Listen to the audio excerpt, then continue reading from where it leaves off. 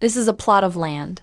It's just a low-grade spirit field that can only grow basic spirit rice. Over the course of time, it will turn into wasteland. That's its ultimate fate. But the moment I saw it, I spent all my savings to rent it. Later on, I planted it full of cheap, ordinary spirit rice. People secretly mocked you for being a fool. But what they don't know is, while you harvest spirit rice, you can also gain things they can't see. At this moment, dawn is just breaking. You were woken up by noise from next door.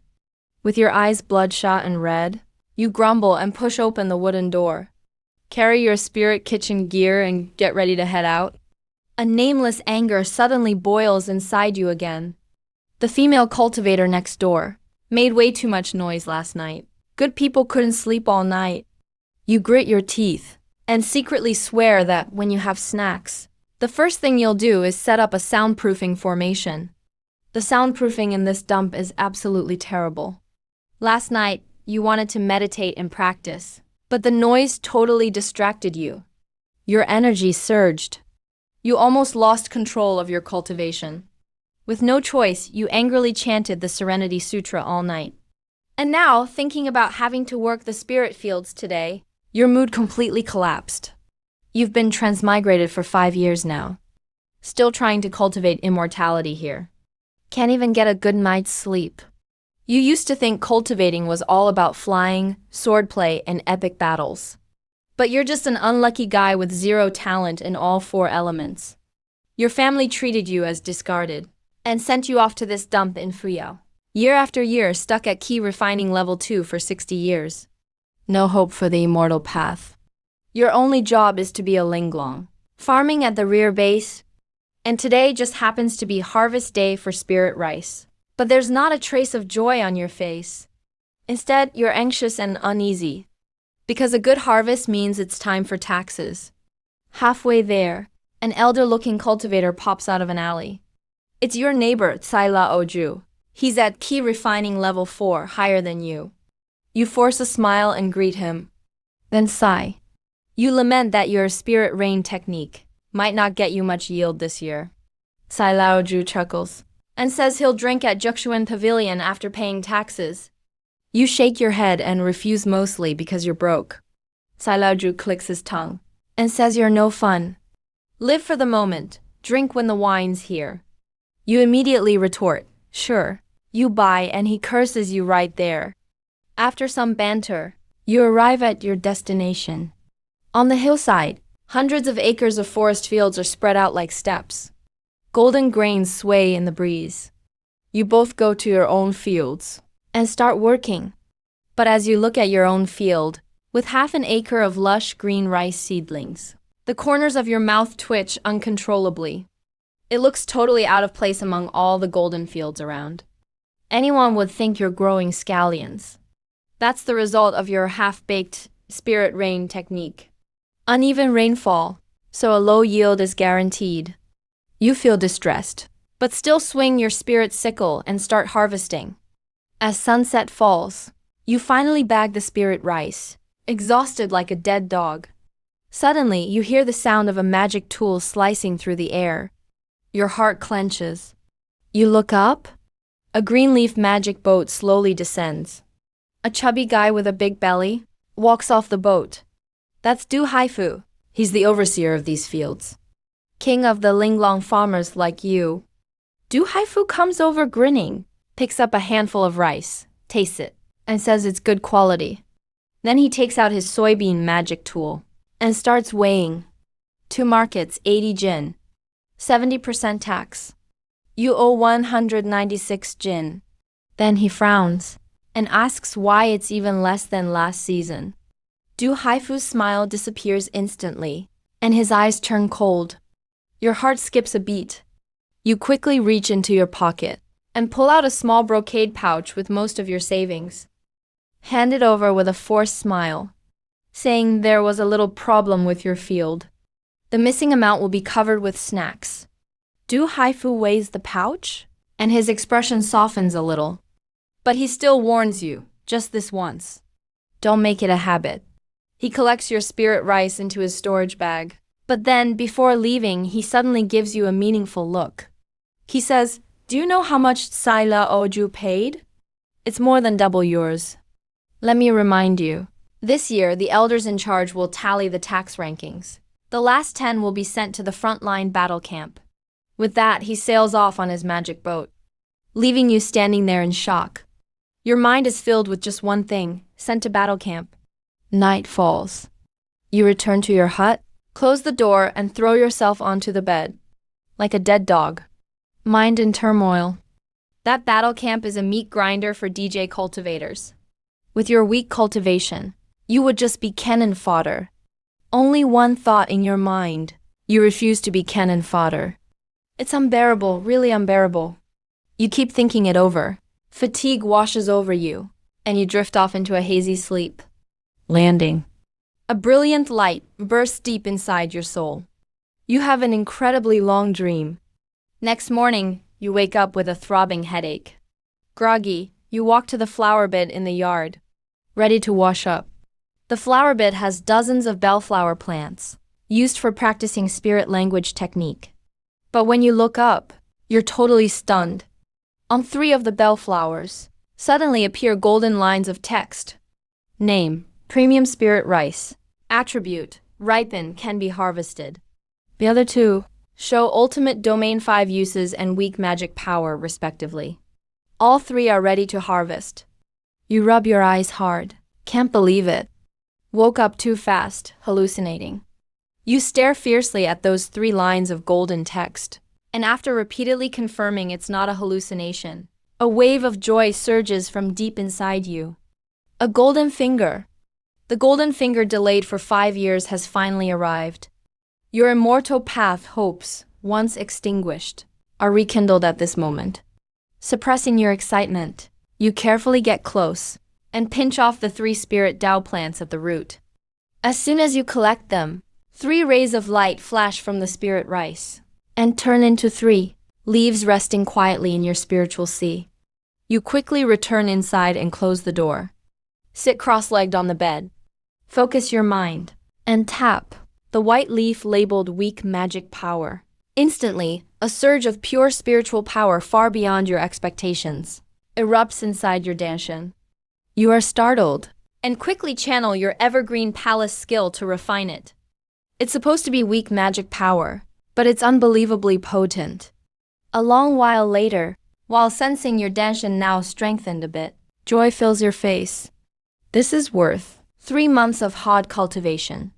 The bottleneck at key refining level 2 that's bothered you so long now finally shows signs of breaking. If I could get a few more like that, breaking through the 3rd level would be just around the corner. You force yourself to stay calm. Stay steady, don't get carried away. You have to hold your ground. You decide to stick to your usual routine for now. Can't let anyone notice anything unusual. After you finish eating, you head to your spirit field as usual. You walk around it. You discover a pattern. Only the lingi you plant by hand have a chance of showing a magnetic stripe, but the probability is extremely low. In your half-acre of unripe spiritual field, thousands upon thousands of rice seedlings yielded only 1 with a faintly glowing magnetic stripe. But your yard produced 3 in one go. That's just crazy lucky. You check to make sure no one is around. Without further hesitation, Du Haifu's words hang over you like a sword. You have to strengthen yourself as quickly as possible. Let's try speeding up that half-acre first. You take a deep breath, focus your mind, and use up both the ripening entry and an ultimate spirit incantation at the same time. You form a hand sign and point toward the half-acre of spirit field. Boom! A cloud far denser than usual gathers in the sky above. A torrential spirit rain pours down. This is the ultimate spirit rain incantation. You are deeply shaken. You feel the smooth and unobstructed spiritual power and such efficient control of the world's spiritual energy. A sudden realization comes to you. So this is what makes the difference. This rain shower lasts for a full stick of incense. Although your face is pale, you are more confident than ever. The results show instantly. In just half a day, that half-acre of spiritual rice grows wildly. By evening, it was already time to harvest. The incredible speed takes your breath away. Early the next morning, when you return, that half-acre of spiritual rice has matured completely, shining golden. Both the yield and quality have improved by more than 20%. And that stalk with the magnetic stripe was also harvested by you, becoming part of your cultivation. You feel delighted inside and full of hope for the future. In the blink of an eye, half a month passes. During this time, you rented 2 more acres from Du Haifu. You've now planted all 5 acres with spiritual rice. All the ultimate spirit rain entries you have left are making you understand this spell more and more deeply. It looks like you'll master it on your own soon. Now that you have some extra harvest, you can finally relax a little. Today, you're planning to visit the Fang market. There are 2 things you have to buy: a storage pouch, and second, a soundproof array. You change into clean clothes, shoulder a bag of spiritual rice, and head out. As soon as you reach the main road, you bump into 2 people. A man, the only high-level foundation cultivator in this shantytown, fellow Taoist Long, and the woman holding his arm is your next-door neighbor, Li Yanli. You quickly set down the rice bag and greet them respectfully with a cupped fist salute. Fellow Taoist Long just grunts a response through his nose and walks straight past you with Li Yanli, never looking at you the whole time. In front of a low-level like you, he has every right to be proud. You don't care. You just watch them leave, sighing in your heart. Looks like it's going to be another rough night tonight. This makes your determination to buy the soundproof array even stronger. Soon after, you arrive at the back door of a shop in the center of the market. This is a place introduced by old Tsai the Ninth, safe and reliable.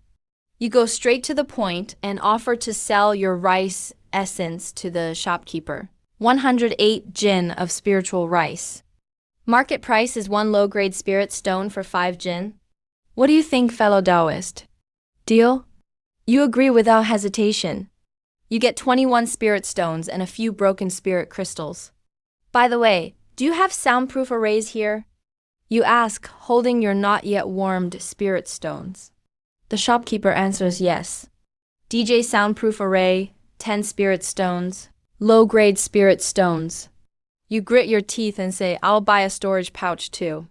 Can you give me a discount? Shopkeeper says storage pouch is 12 stones, 22 stones total. I'll knock 1 off for you, so 21 stones.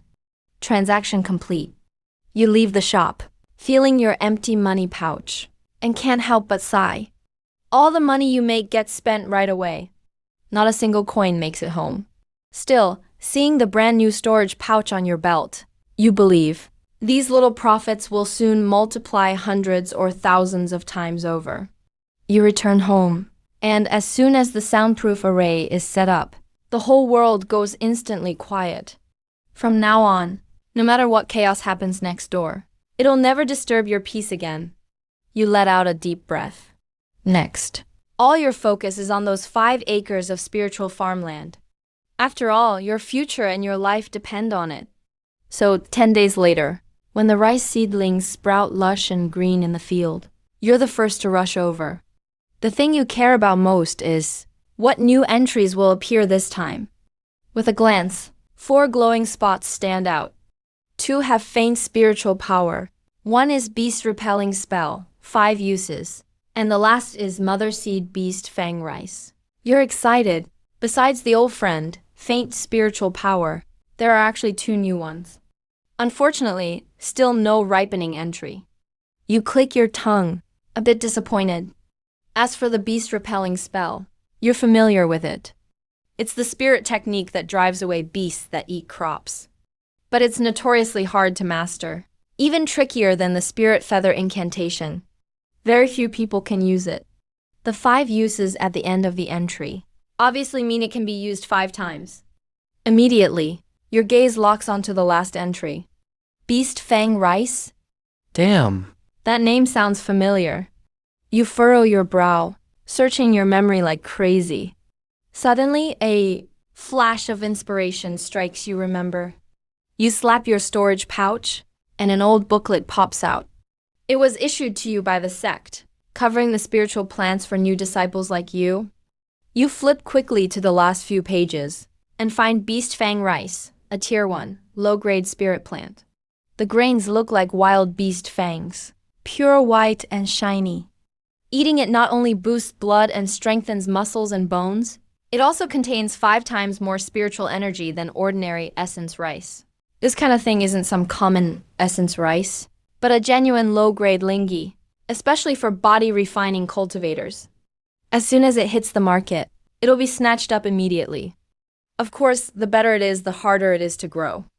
The cultivation requirements are extremely strict, and you have to irrigate it with the ultimate spirit rain incantation regularly.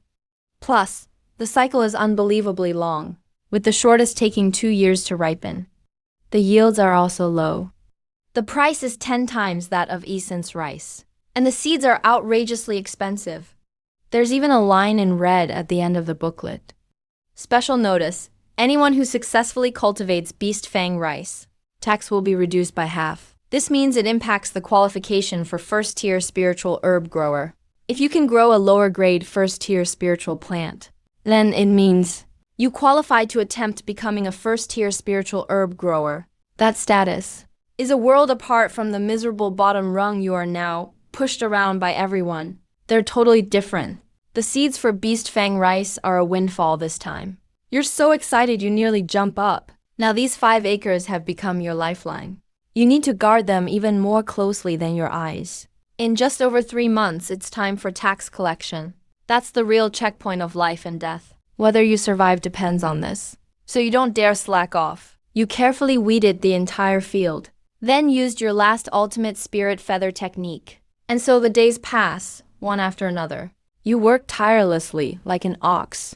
Every day, aside from tending the spiritual fields, all your time is spent mastering Palace of Eternal Spring and Spirit Feather technique. After personally experiencing 5 perfect uses of Ultimate Spirit Feather technique, your mind's grasp of the spell gets clearer and clearer. Finally, one day after a month, you stand on the ridge, looking up at the sky, seeing the spiritual feathers covering all 5 acres. You are overjoyed. You've mastered the Ultimate Spirit Feather technique. From today on, even if you lost the spell token, you can still cast it with your own skill. However, your key condensation stage 2 power is just too little. Even so, for the sake of yield, you're going all out. Every time you cast Ultimate Rain technique, you drain even the last bit of power from your danshin. To make sure it rains 2 to 3 times a week, you come back from the field each time looking pale, like a succubus sucked you dry, barely able to walk without holding the wall. Now there's trouble. All the neighbors look at you differently, teasing you in every way, asking if you're helping out Li and Li next door every day. All you can do is just give a sheepish smile. Can't be bothered to explain. What's the point explaining anything? It's better to just focus on farming. Looking at the rice ears growing fuller every day, your heart finally feels at ease. Your hard work really paid off. In a flash, over 2 months pass. Jade rice is ripe. This time you harvest 4 bell stalks with magnetic stripes. 4 shimmering glowing leaves instantly merge with your spiritual mind. Right after, it's time to harvest. Supervisor Du Haifu stands with hands behind his back, patrolling the ridge like a foreman, supervising everyone. When it's your turn, Du Haifu is surprised by your field, stunned for a moment, rare for him. Looking out at your 5 acres, the golden rice stalks are heavy, every stalk nearly bursting with fullness. You've mastered Ultimate Spirit Feather. Amazing, Du Haifu turns around, looking at you with scrutiny. After a while, he even shows a trace of appreciation. You lower your head and say you got lucky a few days back. He nods and tells you to start harvesting. You instantly go to work efficiently, the whole day long, so tired your back is about to break. You end up with 8 big bags of spiritual rice. Du Haifu begins weighing it. 8 bags at 20 jin each. 70% will be collected as tax. That's a total of 574 jin. Right as he finishes speaking, suddenly a giant magical airship arrives overhead with a roar, hovering steadily in midair. At the bow, a blue-robed, stern elder stands, hands behind his back. Behind him, 7 or 8 outer disciples stand respectfully. Du Haifu sees the man and immediately changes his demeanor completely, bowing and fawning as he greets him. Greetings, GUZ. All the local tax for this year has been collected. Please review. He carefully hands over a jade slip. You also quickly bow your head. This GU steward is clearly Du Haifu's direct superior. His presence is so overwhelming no one dares lift their head. GU steward takes the jade slip, glances at it, then orders his disciples to gather all 300 plus linglongs together. Old Tai Nine squeezes over to your side from the crowd, making faces at you, asking how your harvest went. You vaguely say it was alright, then counter asking why he never bragged after making a fortune last season. Old Tsai's eyes dart around, clearly feeling guilty. Just then, GU steward on the airship speaks, his voice completely emotionless, but booms in everyone's ears like a thunderclap. The tax for all 3 seasons has now been collected. Now announcing a sect order. The bottom 10 in total polished rice yield this year are to be conscripted into the frontline war camp. No one is allowed to refuse. The crowd instantly erupts, everyone filled with dread and anxiety. GU steward gives a cold snort. His overwhelming key condensation pressure explodes outward. The place instantly falls silent. The rankings for all 3 seasons are right here. Check for yourselves, he says. A disciple beside him casts a spell. A giant screen of light unfolds in the air. Names and numbers densely packed and crystal clear. You quickly look up for your name. Ranked 156, you let out a long sigh of relief. Your tense heart finally settles down. You're safe in the middle tier. How is this possible? 8 bags of 20 jin each. Old Sai 9 beside you exclaims. You follow his gaze and see a dramatic scene play out. Right below your name, ranked 157, is Sai Juwu. He's in the slot right after you. Bear in mind his yield beat you the first 2 seasons. Who could have guessed? Your 3rd season's yield would blow his away, raising your annual average, and having you narrowly overtake him. The bottom 10. Get on the ship and come with me. Wuzi's cold voice calls again. Those 10 immediately go pale as death. They don't dare resist, and can only shuffle on board like the walking dead. Let's hope you all do better next year, and contribute more to the sect. GU steward leaves with one last message. Next year, the exile quota for the war camp will be the bottom 30. That announcement chills every survivor, like a bucket of ice water dumped over them. You feel heavy-hearted as well. This was a surprise attack, catching everyone completely off guard. After this development, all linglongs will definitely be fighting tooth and nail next year. It will be a battle to the death, who'd want to be cannon fodder on the front lines. You look at the 4 magnetic leaves in your spiritual sea, feeling all sorts of emotions. If it was before, mastering ultimate spirit feather technique in half a year would only be a pipe dream. But now, not only did you do it, you still have over 250 jin of fine spirit rice left. After selling it, you'll be able to save up some spirit stones. With spirit stones, in this cutthroat place, you have a better shot at staying alive. But your cultivation is still far too low, and you're well aware of that. Extracting mana at such high intensity over time will definitely damage the meridians. Not to mention now you have beast-toothed rice seeds. If you want to plant it, key refining stage 3 is the absolute minimum requirement. I wonder if those 2 weak mana threads can help me break through this bottleneck. No, I have to farm even harder. I must trigger the maturity thread. You've made up your mind. To break through key refining stage 3, you return to your quiet little house. Sit cross-legged on the meditation mat. Hold a low-grade spirit stone in your hand. Begin channeling your energy. Moments later, you open your eyes, looking at the spirit stone that has turned to powder in your palm. Your face looks a bit troubled. Cultivating with spirit stones, with my lousy spiritual roots, is pure waste. You shake your head. Threads are way better. No need for conversion at all. You steady your mind. Prepare to use those 2 weak mana threads. These 2 threads are equal to half a year's honest cultivation. With a thought, the first leaf turns into warm current flowing into your body. Even though you're used to it, that surging flood of mana still makes your body tremble. You immediately guide the mana along the Changchun Palace route. Changchun Palace is your family's cultivation method. It's generic, not much power. Cultivation speed is slow as a turtle. The only advantage is health preservation. Lets you live a few years longer than cultivators at the same stage. Mana is a bit richer too. In the past, you always thought farming and health preservation were fine. But now you realize resources are limited. If you don't fight or compete, you'll just be stuck at the bottom and wear out. After a long while, the weak mana thread is depleted. But your bottleneck layer remains firmly intact. You furrow your brow. Expression turns serious. You grit your teeth and use up the last weak mana thread. After another long wait, both threads are used up, but you still couldn't break through. You can't help but sigh. That's the gap of talent. Just one step away from peak key refining stage 2. But just can't break through. If I had better spiritual roots, with this much mana flowing in, I'd have broken through long ago. Still, you're not too disheartened, compared to that hopeless feeling from before. It's a lot better now. Can't just wait around anymore. Need to change my thinking. Consider physical training for self-preservation first. Once I grow beast tooth rice, can try body cultivation. At least I'd have more ways to protect myself. But to plant shayu rice, you need the maturity trait to work together. Otherwise, just one failure. The mother seed is gone, back at grandma's house. You ponder carefully and form a vague plan in your mind. So early the next morning after breakfast, you head to Qingyang again.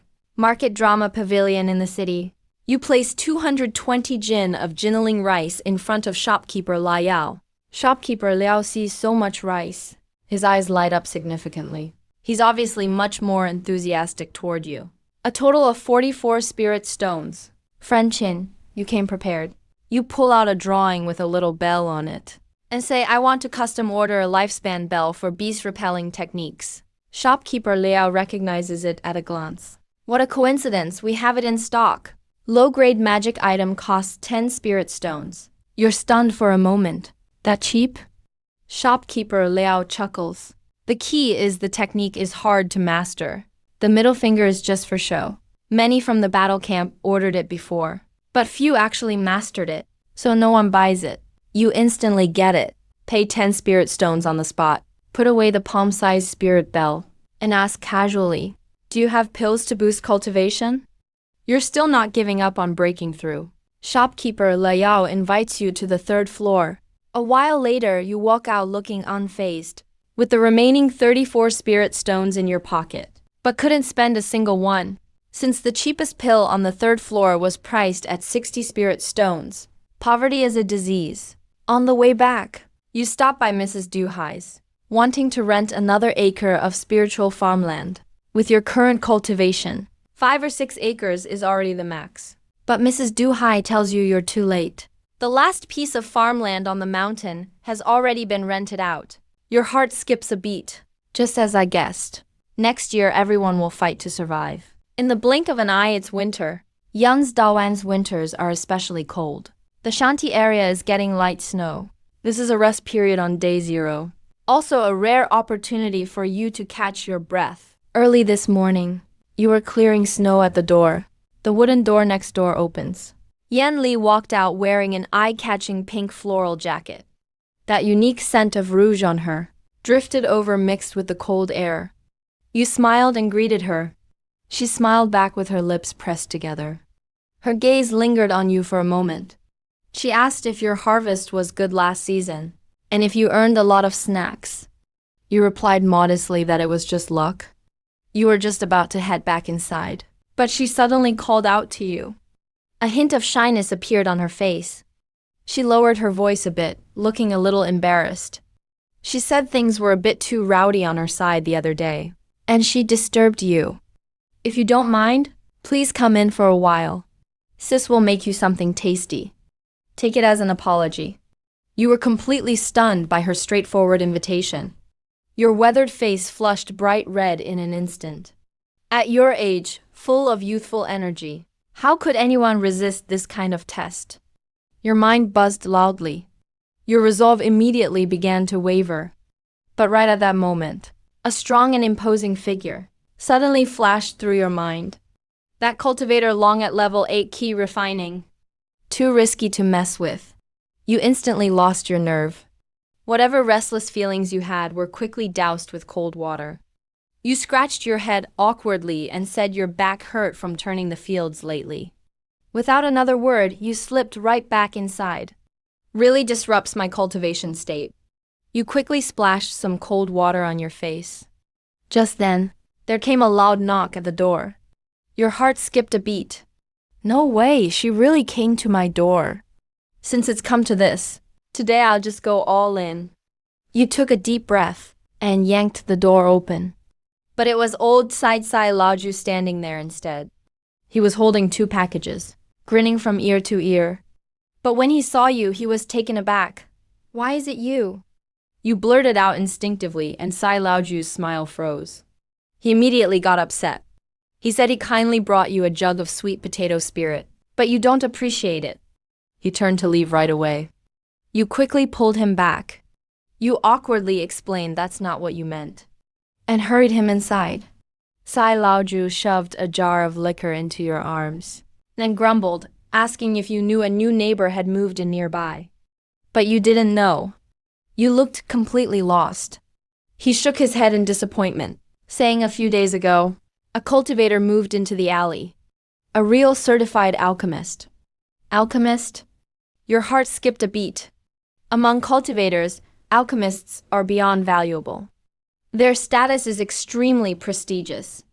After all, no cultivator can go without pills. Why would such a big shot move into our rundown place? You asked, puzzled. Sai Laoju rushed you, telling you to hurry up and prepare a welcome gift. Let's go visit together. Get to know his face, at least. A moment later, you both arrived at the door. A young man in white, about 20 years old, opened it. Level 5 key refining. Much stronger than either of you. You both introduced yourselves and offered gifts. You brought 5 pounds of spirit rice. Sai Laoju added a jug of wine. The young man in white introduced himself as Su Yuking. After accepting the gifts, he gave each of you a jade bottle in return. You opened yours to see. There was a key recovery pill inside. It sells for 5 spirit stones on the market. You and Sai Laoju exchanged glances, both feeling your faces burn with embarrassment. His return gift was worth more than both of yours combined. I am indeed an alchemist, Su Yuking said after sitting down. His tone was calm, but laced with pride. He said he'd just broken through to a mid-grade, first-tier alchemist not long ago. And came out for a change of pace. Mid-grade, first-tier alchemist. You and Sai Laoju shot to your feet, hastily bowing. Our apologies.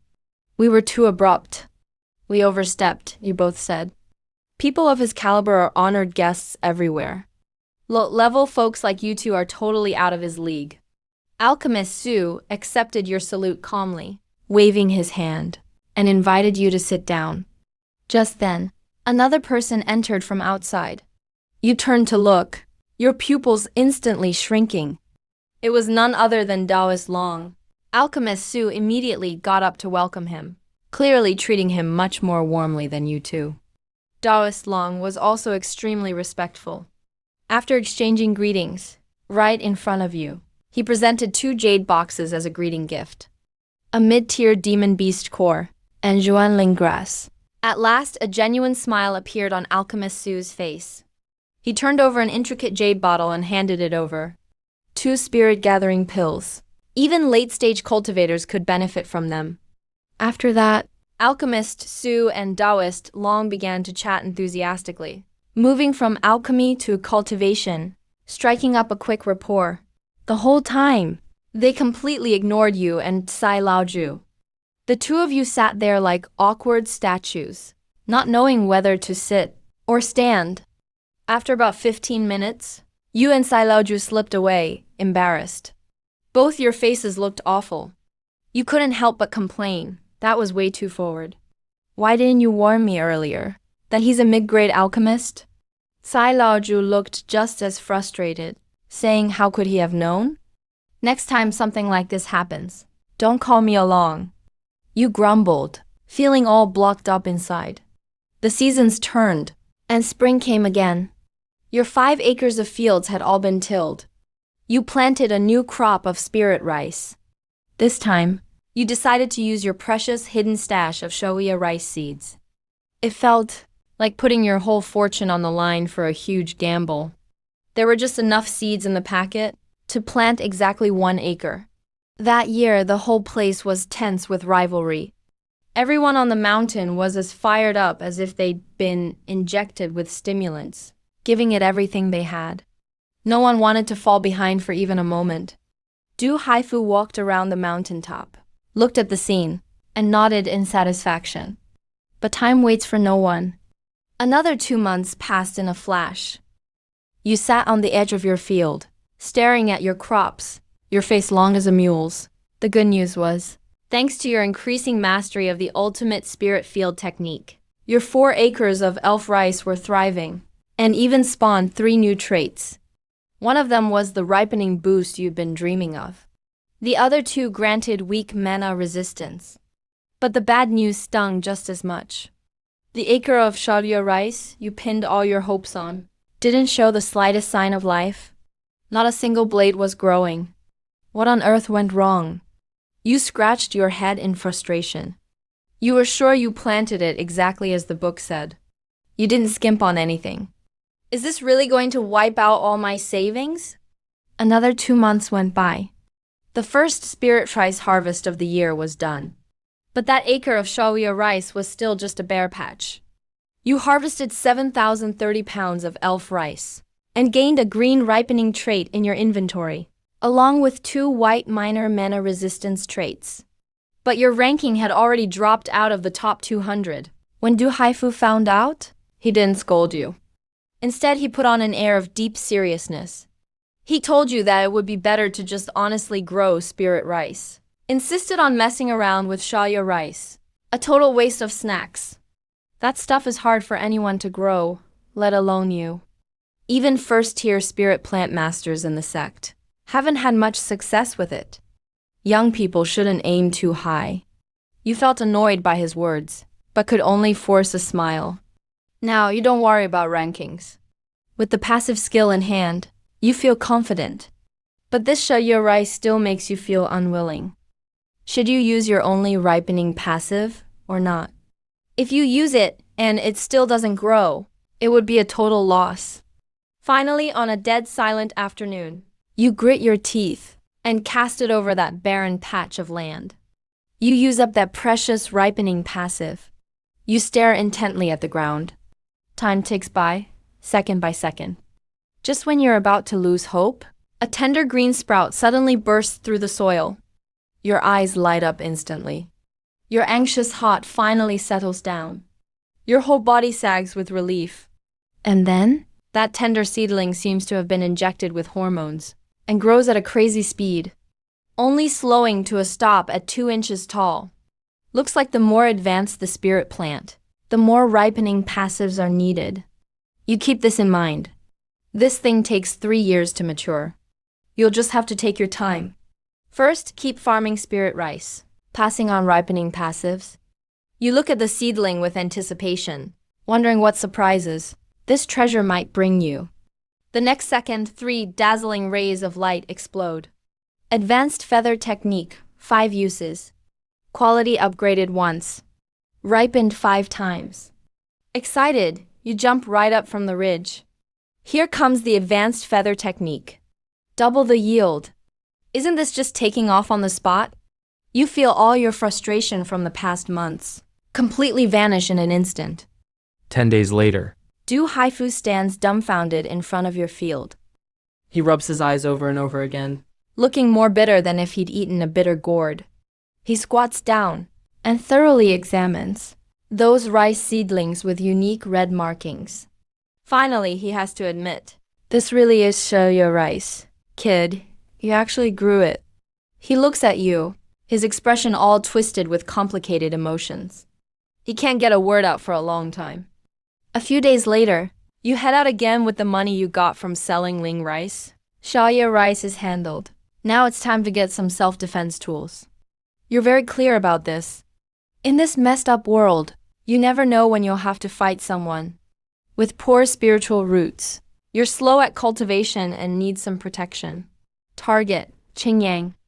Method, still that same Juxuan pavilion. As soon as shopkeeper Lao sees you, he grins like a blooming chrysanthemum. He immediately leads you upstairs, to a private room on the 4th floor. Let's chat over some drinks. He even serves you some spirit mist tea. You feel a bit suspicious. It's only been a year or so, and you haven't visited much at all. Why did the service suddenly get so much better today? Once inside the private room, you play it the same as always. You take out 2 big bags of jinling rice from your storage pouch. Same rule, 2 bags. The shopkeeper passes you a scale. Shopkeeper Liao weighs it with a smile and hands you a money pouch. Jinling rice 21 coins per 10 jin. Here's 70 coins for snacks. You nod in agreement. You frown. Something's off, this is too much money. Shopkeeper, what do you mean by this? Shopkeeper Liao pours you some tea, lowers his voice. Price of Fang's Leyland rice is going up. He says the Lenuman sect found a whole 3-realm spirit vein in the Cloud Z Great Wilds war camp. But that place is occupied by a barbarian tribe with several thousand people. The Feather sect took heavy losses and suffered major casualties. They were going to call for reinforcements, but word got out, and the Golden Cloud Valley group beat them to it. Now both sides are openly hostile. Even the teleportation arrays were destroyed. All supply lines have been cut. So not just the Feather sect, but all cultivation resources are about to increase in price. This war might last 3 to 5 years at best, or decades at worst. It won't end anytime soon. To finish, he reminds you again. Rumor has it a demon beast broke through the lines, and no one knows where it went. So be extra careful if you leave home lately. You pick up your teacup, take a sip, but your thoughts are in turmoil. You know, shopkeeper Liao laying it out like this means it's time to talk business. This old fox is so well connected, he definitely has hidden backers. Keeping good relations with him can't hurt. Thanks for the heads up, shopkeeper. You put down your cup.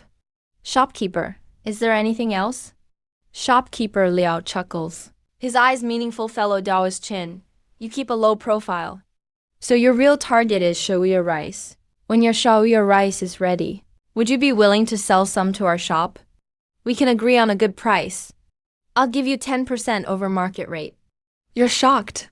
It's only been a few days, and this old fox already knows you grew Shaoya rice. You don't agree right away? You just say maybe in 2 years. You can't guarantee it. You leave yourself a way out. So shopkeeper Liao keeps trying. Clearly, he's hoping for a deal. You pause in thought, then change the topic. I wonder if your esteemed shop sells body training techniques. Shopkeeper Liao understands immediately and pulls a few books from his storage pouch. 9-turn sword control top-notch technique. Leads straight to foundation establishment. 3,000 spirit stones. Hades body tempering method high level. 1,000 spirit stones. Vajra ape breaking skill mid level. 500 spirit stones. Listening to him list all these methods, you feel your savings are basically worthless. Until Heavenly Fiend Demon Core Exchange, 80 spirit stones, you suddenly interrupt him and ask for details. Shopkeeper Liao's face instantly twitches, says he brought the wrong one, that this is a demonic cultivation technique. If you practice it, the whole world will hunt you down. You're speechless on the spot. Then why are you even selling it? 1 hour later, you leave Juxuan Pavilion empty-handed. Those techniques, you either can't afford or would take decades to master. It's just not practical. But at least shopkeeper Liao ultimately points you toward a promising path. There's a ruined family in the Fang clan's East District. Their family has fallen from grace, but their ancestors left behind a body training manual. No one's bought it for even 100 spirit stones. The ruined family insists on adding a vitality-boosting pill. Shopkeeper Liao thinks it's not worth it, but you could try your luck. You realize shopkeeper Liao is hinting. You could offer future Shaoya rice supply rights as a bargaining chip, and maybe it'll work. In return, you verbally promise to sell him some Shaoya rice first when it's harvested. A win-win deal. Just as you leave the shop, you bump straight into a team of Lingyu sect disciples. their patrol squad rushing out of Fengshi brimming with killing intent. You stop a bystander to ask, "What's happened?"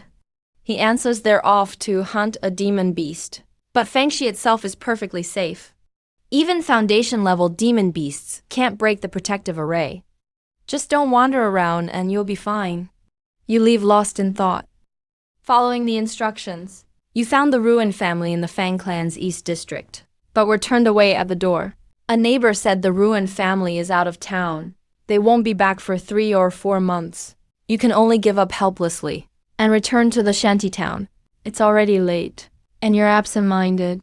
While making dinner, your mind is a chaotic mess. It's safe inside the Fang clan, but your defenses in the shantytown don't cover this area. A sudden knocking at the door instantly puts you on alert. You open the door and are stunned. The visitor is actually Long Dao, the late-stage key practitioner. He gets straight to the point. He says he heard about your high-quality Lingmin rice and wants to buy some. You quickly do the math and smile, saying you've sold most of it. Fellow Daoist Long frowns and asks how much is left. He wants to buy all of it at market price. You decide to take a gamble and test him, saying you heard something. That rice prices in the Fang market are going up 50% in the next 2 days. Fellow Daoist Long is clearly surprised and looks at you afresh. That information he just learned from his own circle. He goes silent for a moment, then suddenly smiles. He says your news is spot on, and they'll settle at the new, higher price. You nod and sell him 50 pounds of your stock. After seeing Long Dao off, you're left with mixed feelings. Even late-stage key practitioners are starting to hoard supplies.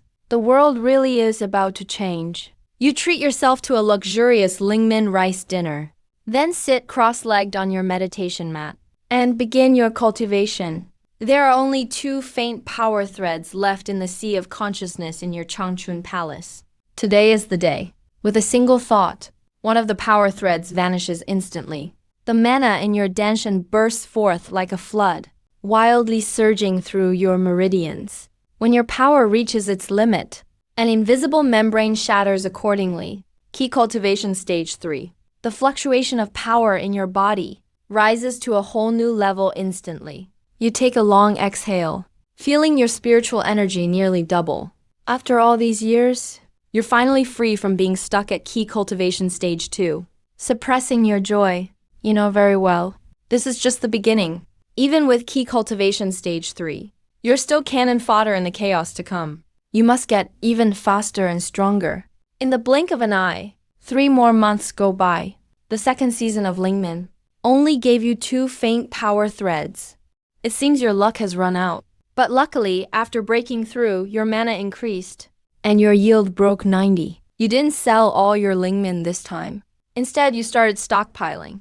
Rice prices in Fang market have already skyrocketed by 60%, with spirit stones breaking past the 150 mark. You went to manager layout to buy a protection talisman and a low-grade magic sword. Feeling more secure now, late October brings chilly autumn winds. Fallen leaves cover the forest, hiding the trail to the mountaintop and concealing some ominous traces. The third season's Lingmin rice has already headed. Harvest will be in just a month. All the Linglong are guarding their crops like mother hens, hardly leaving the fields day after day. You only got 1 faint power thread this season, so your hopes of quickly ripening Showiya rice are completely dashed. You can only watch longingly at your Showiya fields, those tempting power threads, waiting patiently. One day, while casting the spiritual rain technique in your field, you suddenly hear footsteps behind you. A chill runs through you. You immediately terminate your technique. Turn around. A young cultivator in a white robe is approaching. It's actually Master Sudan. What's he doing here? Fellow Daoist Chin. He gets right to the point. Heard you grew Showiya rice. You hurry to salute him and say it was just luck. No need to be so formal. He waves it off. I'm here for the companion of the Showiya rice, Red Spirit Dew. You're totally at a loss. Never even heard of this thing. Master Sudan explains. It's a rare alchemy ingredient. Not many people know about it. He circles around your Showiya rice field, marveling in amazement. He says you've cultivated Showiya rice exceptionally well. Seems you have a unique secret formula. You think there's no secret formula, but you do have a secret. He gently lifts a blade of rice leaf at the top. signaling you to look. You move closer and see at the leaf base. Sure enough, there's a drop of blood-red dew hidden. This won't hurt the lingi. And it just so happens I can use it for alchemy. Master Sudan takes out a jade bottle. May I collect some? 10 spirit stones. Master Sudan chuckles. Please help yourself. There's no way you'll take his money. Building a good relationship with an alchemist is a guaranteed win. Then I won't be polite. Master Sudan is just about to collect, when suddenly rustling noises. SH. The surrounding woods start shaking wildly, as if an army is charging through the forest, coming straight for you. Master Sudan pauses. His face changes slightly. What's happening? Your heart skips a beat. You instinctively grip the golden light talisman you just bought. The other Linglong on the mountain notice something is wrong too, and all stop what they're doing. Piercing screams shatter the silence of the mountain. Dozens of monkeys covered in strange black fur go wild, bursting out of the forest. A few of them obviously already at mid-stage level 1. This is bad, it's the wind. Roaring, Master Sudan cries out in alarm. He slaps his storage pouch. Sending a set of formation flags flying out instantly. A pale blue light instantly surrounds him. He speaks rapidly, shouting, "The golden light talisman won't work. Get in quick." Without hesitation, you dive into the protective light, and the outside screams are suddenly cut off. You're still shaken. And look outside, seeing the monkeys sending out waves of sonic attacks. The Linglong hit by the sound instantly have blood-red eyes, going berserk, and start brutally attacking those around them. The fields are thrown into utter chaos. A mid-stage key practitioner tries to fly away, but gets hit by a sound wave, screaming in pain, and falls from midair. One massive wind howler monkey leaps on him, mauling him with one bite. He dies on the spot. The shrill laughter nearly pierces your eardrums. Seeing all this, your scalp tingles, and your heart races. Your first instinct is to run, but you stop yourself abruptly.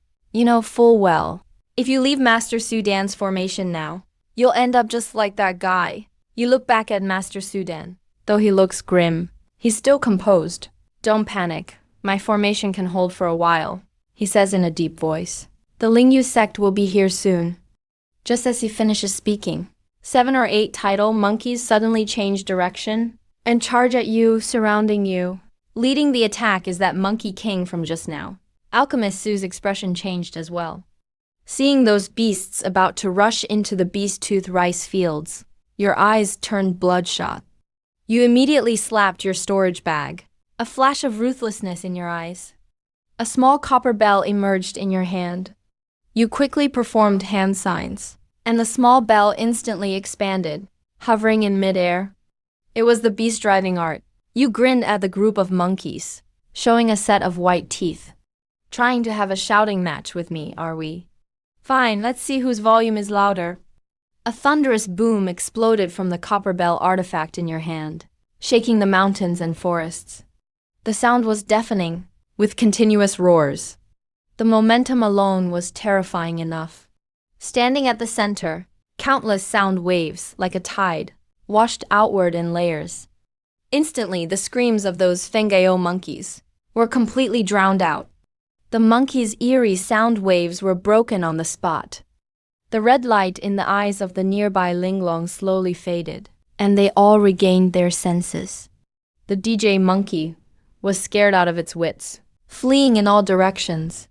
The few that were about to pounce on the formation, being closest to your copper bell, had their black fur stand on end from the sound waves. They were trembling with fear. But the mid-stage rank 1 monkey king only froze for a few breaths before its ferocity flared up again. It screamed toward the sky, trying to reorganize the frightened monkey troop. Clearly, it had seen through you. This move was all bark and no bite. It looked intimidating, but it didn't actually cause any substantial damage. It was all show and no substance. You were startled yourself. With just that one move, 1/5 of the spiritual power in your body was drained. However, seeing that the move did work on the monkeys, you finally felt a bit more at ease. Fellow Daoist Chin actually knows the beast-driving art. Alchemist Su behind you was greatly shocked. The way he looked at you changed, as if he was seeing you in a new light. You casually replied, saying that your move only works sporadically, and asked Alchemist Su not to laugh at you. But he didn't have time for that. Fellow Daoist Chin, watch out, they're coming back. Hearing the warning, you immediately braced yourself, quickly circulated your spiritual power, and blasted out another beast-driving art. Half a stick of incense later, finally, a streak of light crossed the sky as a massive Dharma ship instantly hovered over your spiritual fields. You looked closely. It was Deacon Gu of the Lingyu sect, leading outer disciples as reinforcements. Just in time. You breathed a long sigh of relief. In that short moment just now, you had used up all 5 charges of the beast-driving art. Now your face was pale, and your danshan was completely empty. If your wood element spiritual power wasn't twice that of others, and if they had arrived a step later, you would have truly been at the end of your rope. You even would have had to use the weak spiritual power trait to survive. This beast raid happened too fast. It took less than 15 minutes from start to finish. Combined with that strange sound wave attack, it caught everyone off guard. Deacon Gu was fuming with rage. With such a huge loss to the spiritual fields, he, as the supervisor, would surely be punished by the sect.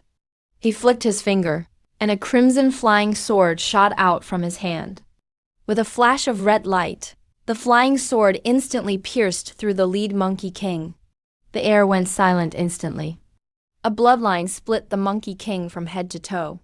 Heavily wounded by a single strike, it died on the spot. Key refining perfection. So terrifying. Watching Deacon Jiu's thunderous methods, you were completely stunned. Once the people from Lingyu sect arrived, the matter was effectively over. The remaining monkeys were quickly cleared out. After cleaning up the scene, Deacon Jiu boarded the Dharma ship. Before leaving, he turned and asked, "Who was the one performing the beast-driving art just now?" You were hesitating, not wanting to stand out too much, but Alchemist Su stepped forward before you could. He said it was fellow Daoist Chin, and that they owed it to him this time. Deacon Jiu narrowed his eyes and sized you up for a moment, then coldly instructed Du Haifu, this man named Lin, who grows beast-tooth rice. Record a merit for him. Reduce his spiritual rice tax by 10% for this quarter. Du Haifu's expression was worse than if he had eaten bitter herbs, but he still nodded and bowed repeatedly. A 10% reduction naturally came out of his own commission. Then Deacon Jiu solemnly said to Alchemist Su, "What we discussed before still stands." However, Alchemist Su said he was used to a free and idle life, and didn't like being restricted. Let's discuss this later. Deacon Jiu led his disciples away on the ship. You breathed a sigh of relief. Looking around, the hillside was a mess. Only yours and a few other people's spiritual fields were spared. Several fields had lost more than half their crops. Over a dozen Linglong on the mountain had unfortunately died, mostly due to losing control from the sound waves. Looking at the corpses lying in pools of blood, an indescribable feeling surged in your heart. We are all at the bottom, the bitterness of struggling for life. Working so hard only to be unable to withstand an accident. If it weren't for Alchemist Su, I'm afraid I would have met the same fate as them today. You felt secretly lucky, and then suddenly thought of Sai Loju. Alchemist Su walked over and handed you a bottle of key-replenishing pills, saying they owed it to you this time. If the beast-driving art hadn't broken the sound waves, both you and he might have been in trouble today. You were stunned for a moment, but didn't refuse. Taking it and looking, there were 5 pills inside. You swallowed one, sat cross-legged on the spot, and after a moment of meditation, some color finally returned to your pale face. You stood up, greeted Alchemist Su, and said you were going to check on Sai Laoju first. But halfway there, you bumped right into him. He was covered in dirt, with injuries on his body, limping uphill with the help of a tree branch, looking utterly miserable. When he looked up and saw you looking perfectly fine, his composure instantly crumbled. He simply couldn't accept it and said, "No one even knows which bastard got cursed by the monkeys. Someone actually stabbed him in the lower back with a hoe. Don't let him find out who did it. From what you saw, it's just a surface wound." So you were relieved. You just replied, "Good to see you're fine." But old Tsai got even more worked up. He kept asking why you didn't get hurt at all. He joked, "Are those monkeys your relatives? Is that why they left you alone?" You were at a loss for words. So you had to explain it was just a coincidence. You ran into Master Sudan. "If not for him, I'd probably be burning paper at your grave by now." "Who's Master Sudan? What was he doing in your spiritual fields?" Old Tsai looked completely confused. So you briefly explained why Master Sudan came to ask for Qiling Du, gave him the gist of it. You also mentioned the beast fang rice. You actually managed to grow beast fang rice? Old Tsai was completely stunned. He felt like his whole worldview was turned upside down again. In all his years here, he tried countless times and always failed. He even suspected the spiritual veins here were faulty. Until he followed you to the back of the mountain and saw that waist-high beast fang rice with his own eyes. He was speechless for a while, feeling seriously envious. Now he's genuinely jealous and envious.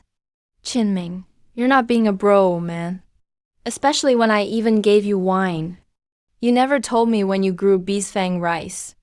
After complaining, he still went over to greet Master Sudan warmly. Then he leaned in close and quietly asked where you got the beast fang rice seeds. You calmly answered you bought them from Manager Liao. Pretty much bet your whole fortune on it. Old Tsai clicked his tongue in amazement. "He said you really have incredible luck. You actually managed to grow it." You just smiled. Told him you'd treat him to a meal at Jukshuench once the rice was ready. That finally made him happy. 2 days later, the chaos from the beast attack subsided.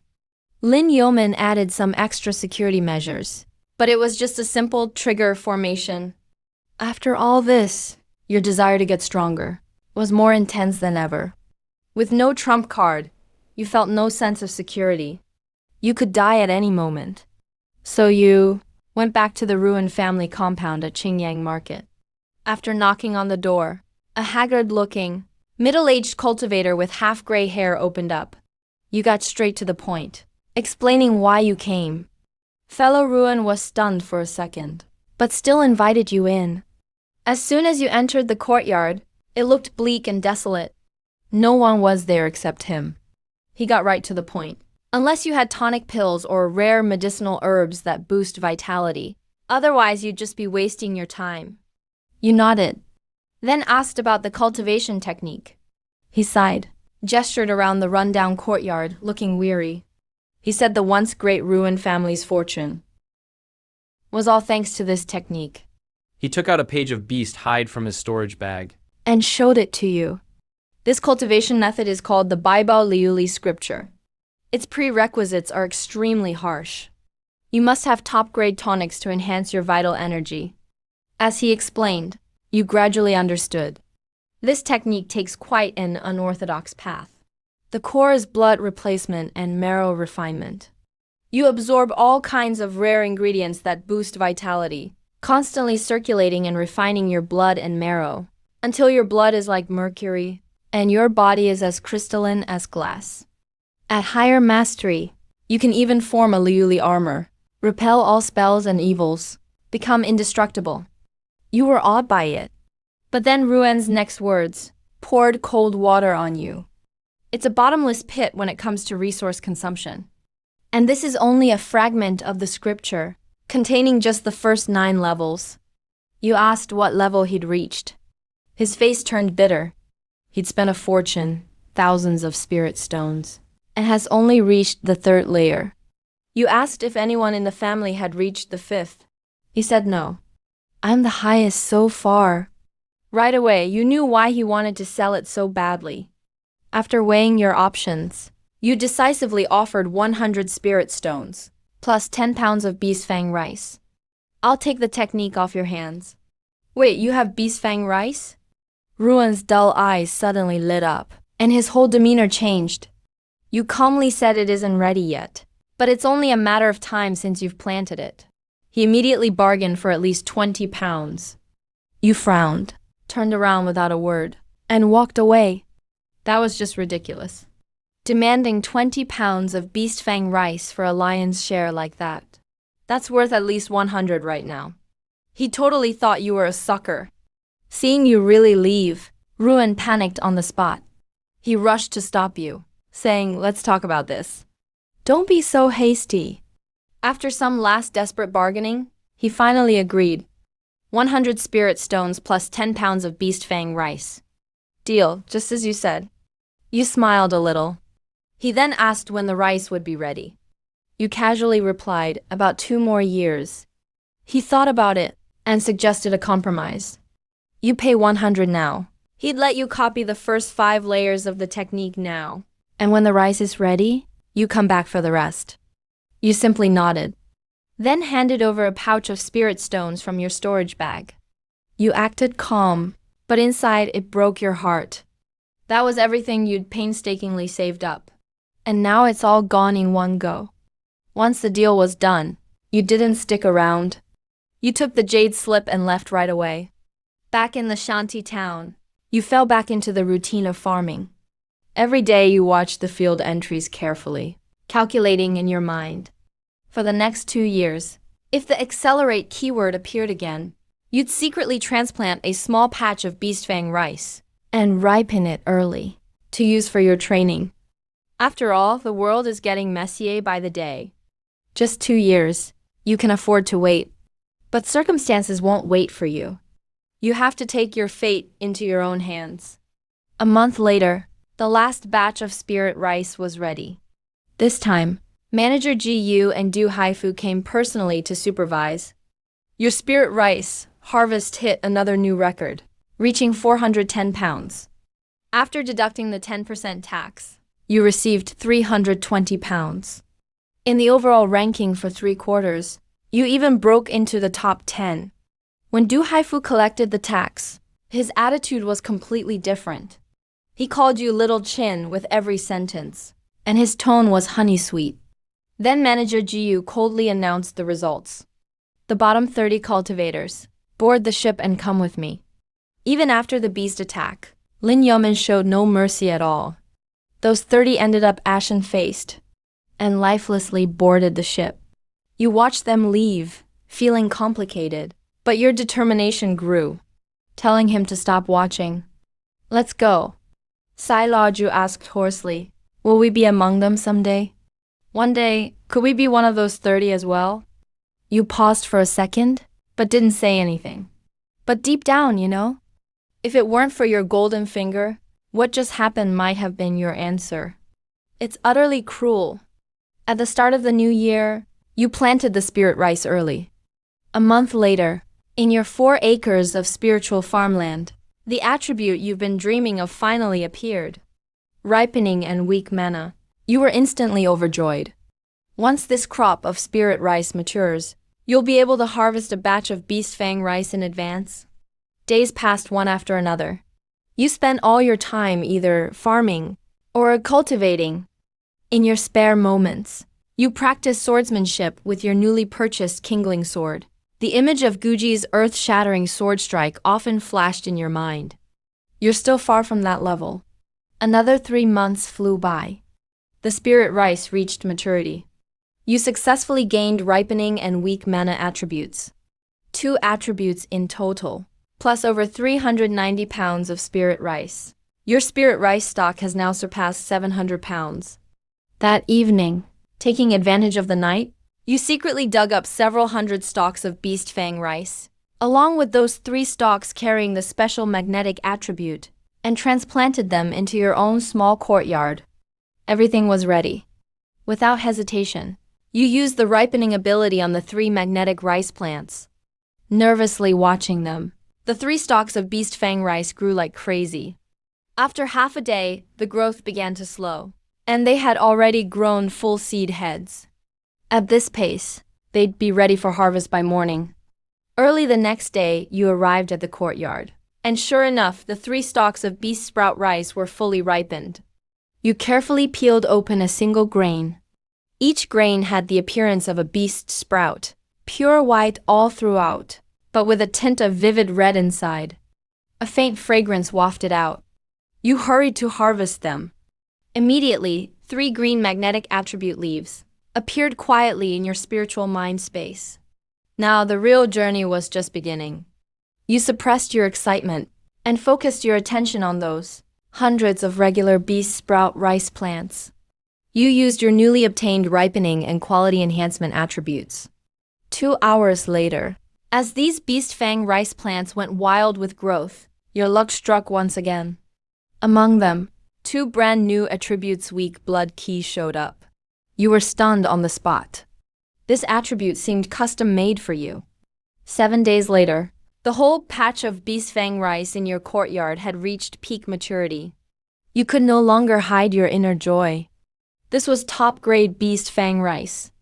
You finally waited for this moment.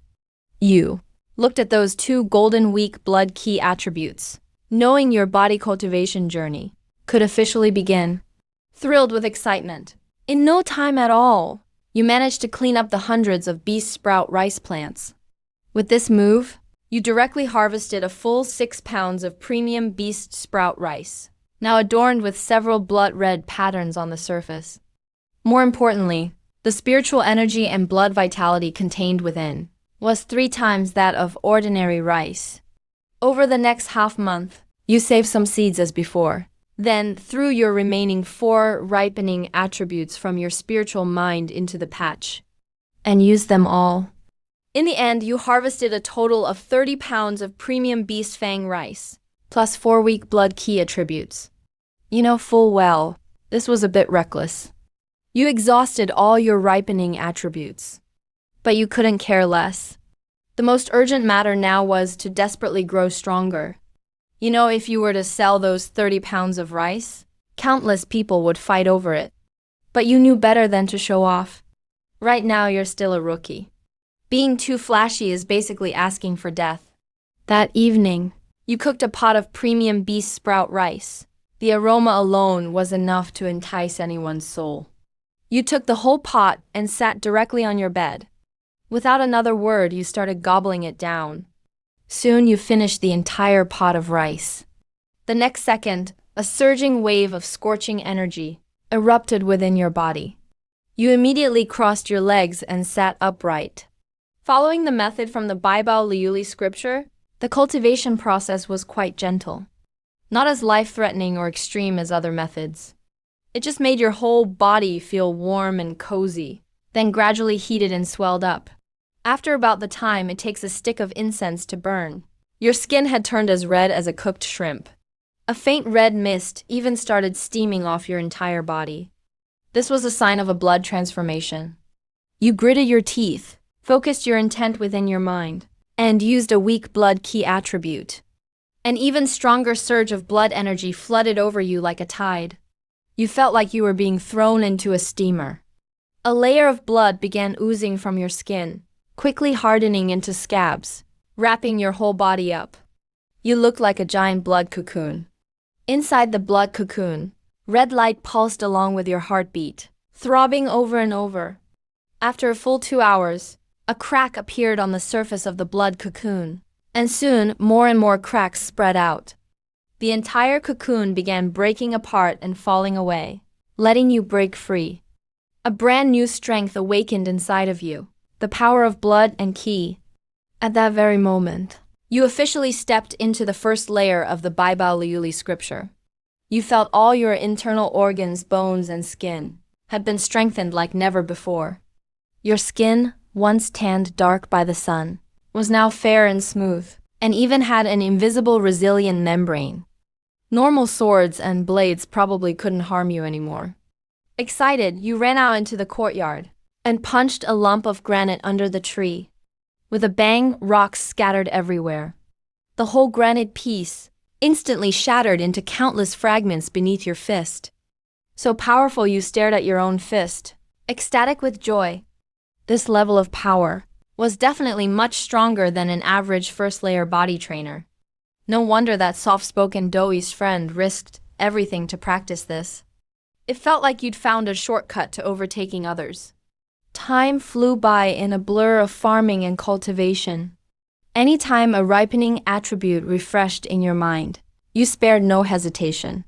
With a constant supply of resources, your body cultivation progressed at insane speed. 6 months later, with an abundance of premium beast fang rice and 4-week blood key attributes, you brute forced the Beba Liuli scripture up to the 3rd layer. If Dost Ruin found out about this, he'd probably cough up blood from frustration on the spot. You also finally understood just how perfectly the beast fang rice fit your cultivation method. However, according to the scripture, the first 5 layers are only for building a foundation. A true transformation comes after breaking through to the 5th layer and forming the glazed treasure garment. At that point, you won't be comparable to ordinary body cultivators. Also, powerful blood key will give you a huge advantage when you try to break through to the foundation establishment stage later. In the world of cultivation, if you want to establish a foundation, besides reaching the peak of key refining before 60, you must overcome 3 major obstacles: blood, mana, and spiritual consciousness. The road you're on now perfectly solves the first obstacle. During these 6 months, something else unexpected happened. Sudan, that proud alchemist, actually visited you twice on his own initiative. It's been half a year. He's already broken through to key refining level 6. You can't help but feel envious. Alchemists really level up fast. Every time he comes by, it's to buy some everyday spiritual rice from you. After a few visits, you two have gotten pretty familiar with each other. Using 100 pounds of elite spirit rice, you traded him for 2 spirit-gathering pills that enhance your mana. He agreed happily. On this day, Master Su came again. You specially prepared some chives, and even splurged on some lean pork. After several of these sales, your once empty pockets started to fill up again. You have more than 200 snacks now. After a few exchanges, you realize that although Master Su is proud by nature, he's actually pretty easy to get along with. After a few rounds of drinks, Master Su put down his cup and got straight to the point. He plans to refine a kind of pill, which requires a large number of yinming flowers. He'd like your help planting them. Immediately, an image popped into your mind, a kind of spiritual herb that looks like an orchid. A tier 1 spiritual herb. It takes 1 year to mature. You remember this thing is an auxiliary material for refining top-grade tier 1 pills. Ablution pills. Ablution pill. That's a treasure used for breaking through after late-stage key refining. You can't even buy it if you want it. Suddenly, everything clicked for you. He's aiming to advance to a high-tier alchemist. But then you had a new question. Why not ask the spiritual plant masters in Lingyu's sect? Instead of coming to me, a rogue cultivator? Master Su explained that he's used to being free and unrestrained, and doesn't like being tied down by the sect. If he went to them, it would definitely get complicated. You nodded, but deliberately put on a troubled expression. You said you've never cultivated a tier 1 spiritual plant before, and it might be a bit difficult. But Master Su looked at you with a half-smile, saying if you can even grow Beast Fang Mini, then something like a yinming flower is no big deal at all. He'll provide the seeds, and once they're grown, he'll buy each one for 5 spirit stones. Your heart skipped a beat. 5 spirit stones per plant. That's a huge sum of money. After thinking for a moment, you said you had a request as well. You can plant the yinming flowers, but you want to keep 10% after they're mature. The rest can go to him. However, you'd like to learn some alchemy skills from Master Su. When such a great opportunity is right in front of you, not grabbing it would be foolish. Master Su was stunned for a second. Then he laughed and said you were just waiting for him to ask. But he said alchemy burns money and requires talent, and not just anyone can learn it. Hearing this, your heart instantly blossoms with joy. You know this is promising. This time it's for the yinming flower. Who knows what it'll be for next time? As long as you make the connection, you can gradually get some real benefits from him. Master Sudan thinks for a bit and says he plans to stay here for another 3 years. How about this, you grow spiritual herbs for me for 3 years, and I'll share some of my insights on alchemy with you. Deal. You can't hide your happiness. Master Sudan casually takes out a jade slip and hands it to you. This is the foundation of alchemy. You take it and look it over first. Inside are some notes from when I was just starting out. You receive the jade slip. Sweeping it with your divine sense, you're instantly overjoyed. This isn't a basic primer at all. It's clearly Master Sudan's personal study notes. It's detailed and systematic. Plus, it even includes his insights. It's worth it. Just for this book alone, even growing crops for him for 3 years for free would totally be worth it. Just then, there's a knock at the door. You get up to answer it.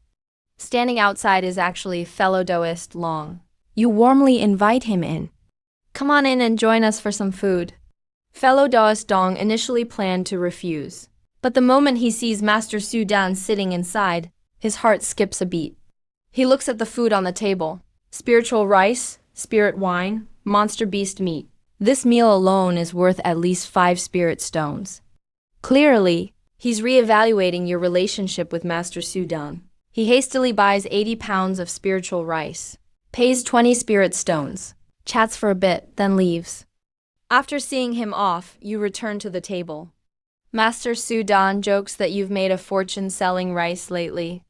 You humbly say it's just enough to get by, nothing compared to him. After a satisfying meal, Master Sudan leaves you a pouch of honeysuckle seeds, telling you he'll rent another plot of land near the spiritual fields, and you should plant them there. A few days later, you grab your pass, shoulder your hoe, and head to the spiritual fields. After cramming for a few days on spiritual herb books, you discover the hardest part of growing heroic spirit flowers is pollination. When the flowers bloom, you need a wind control spell, and you must perform it at least 7 times, during the 7-day blooming period using a special technique. This really stumps you. You can't possibly go hand-pollinate the flowers yourself, can you? You mutter to yourself, frustrated. Sigh, let's just plant them first and worry about it later. Ever since reaching body refinement level 3, your strength has skyrocketed. Tilling the land feels like child's play. You've quickly worked over 3 acres. You use your ultimate spiritual concealment technique. Look at the moist soil and weigh your options. If it really doesn't work out, I'll just have to use my ripening skill. After cultivating, you're in great spirits. You decide to go to Juxuan Pavilion to sell some rice and ask about wind control spells while you're at it. Manager Liao greets you warmly as always. He's just as enthusiastic. You don't waste words and pull out 3 large sacks of rice, a total of 380 pounds.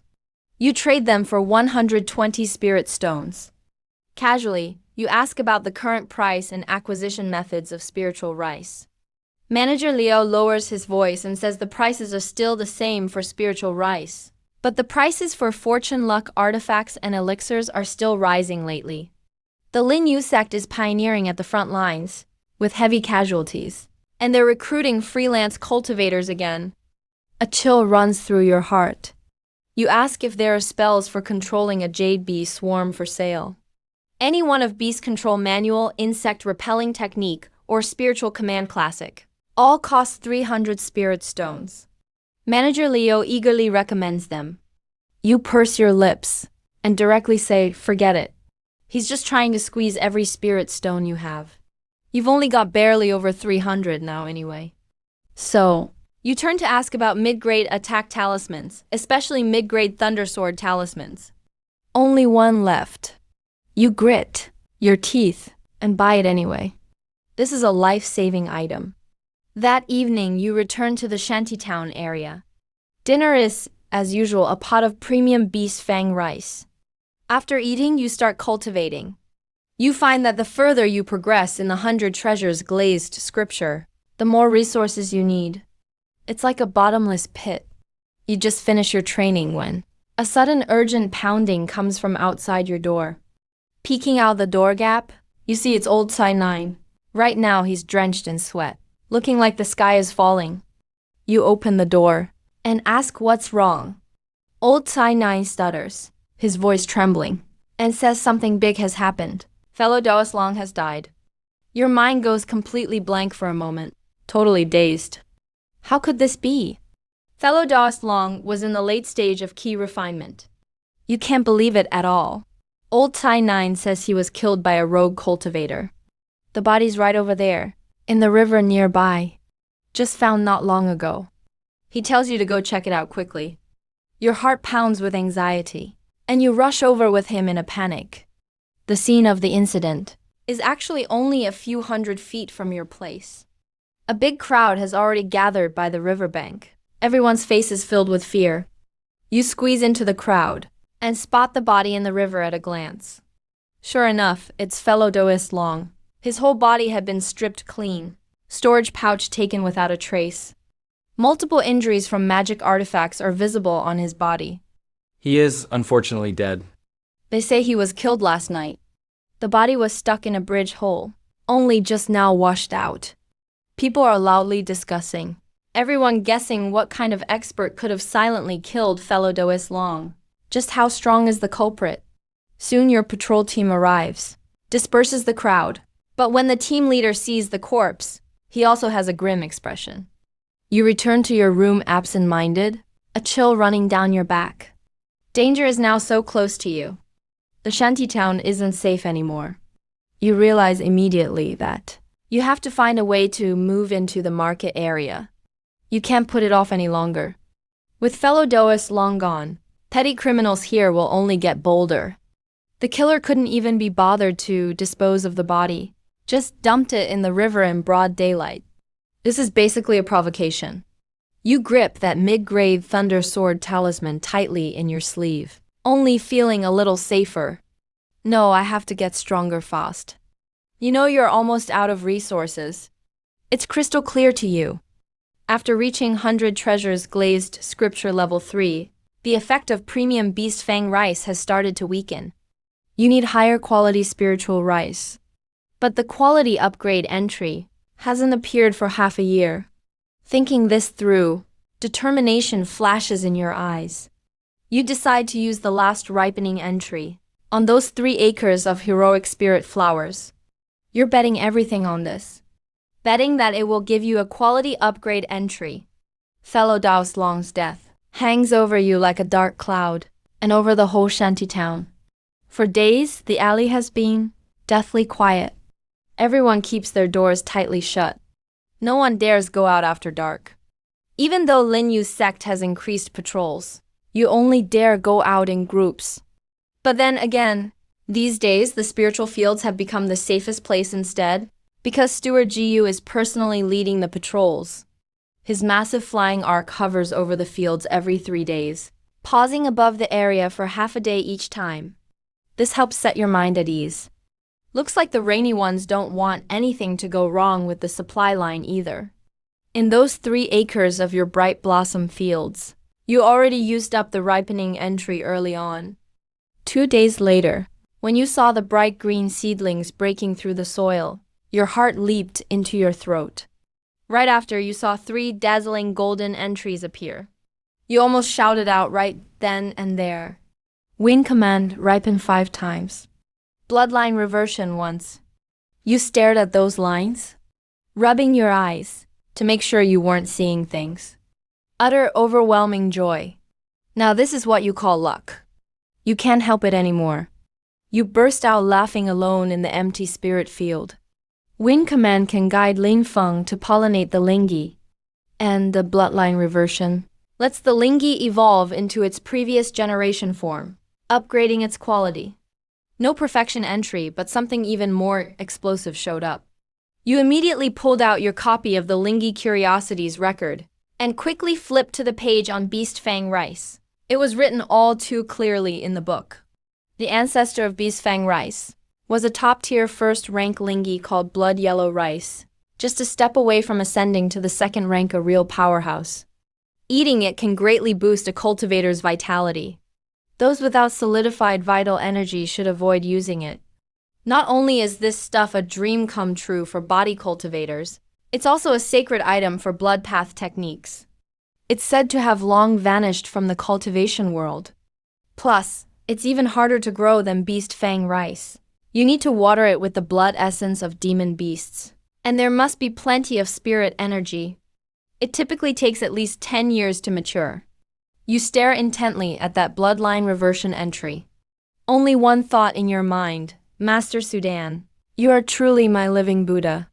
But now you're out of ripening entries, so you can only wait it out. For the next season's Sprite Rice, 3 months fly by in a blink. You long and yearn for it day and night. And finally, in your Sprite Rice field, another ripening entry appears. Everything's ready. Only missing the demon beast blood essence. Where can you get it? You pace back and forth in the hut, thinking about hunting a demon beast yourself. No way, absolutely no way. You can't risk that at all. Spending money is way more reliable. 2 days later, at the butcher in Qingyang market, you grit your teeth and spend 150 spirit coins on 10 pounds of first-rank demon beast blood essence. That should be enough, right? You head back to the yard, first using the new ripening entry you got from the Sprite Rice field to ripen the 3 bright blossom plants with entries. In an instant, 3 new leaves appear in your mind's sea of consciousness. 2 green, 1 blue. It can trigger bloodline reversion in the Lingi. No wonder it's a blue entry. You secretly marvel. To make sure nothing can go wrong, you make another trip to Juxuan Pavilion, blowing over 100 spirit stones at shopkeeper Lo Yao's place, on a set of miniature stealth formation tools. This time, you're not only all in with your spirit stones, you're putting all your entries on the line too. Even the high-grade spirit language command at the bottom of the box is up for use. Everything is ready. First, you ripen that batch of premium longevity sprout rice. Then, the moment the seedlings sprout, you immediately use the bloodline reversion entry on them. Instantly, the entire Lingi scene transforms before your eyes. Hundreds of strange, crimson plants begin madly growing, replacing the original rice seedlings. A golden entry manifests alongside them. Abundant vitality. All the rice leaves on the beast fang rice wither away, replaced by bamboo-like textures, bearing rows of blood-red spiritual rice grains. You push on without pause, hitting them with another ripening entry. As expected of a top-tier first-rank Lingi, it took 3 ripening entries to bring this batch of blood-yellow rice to 10 years of age.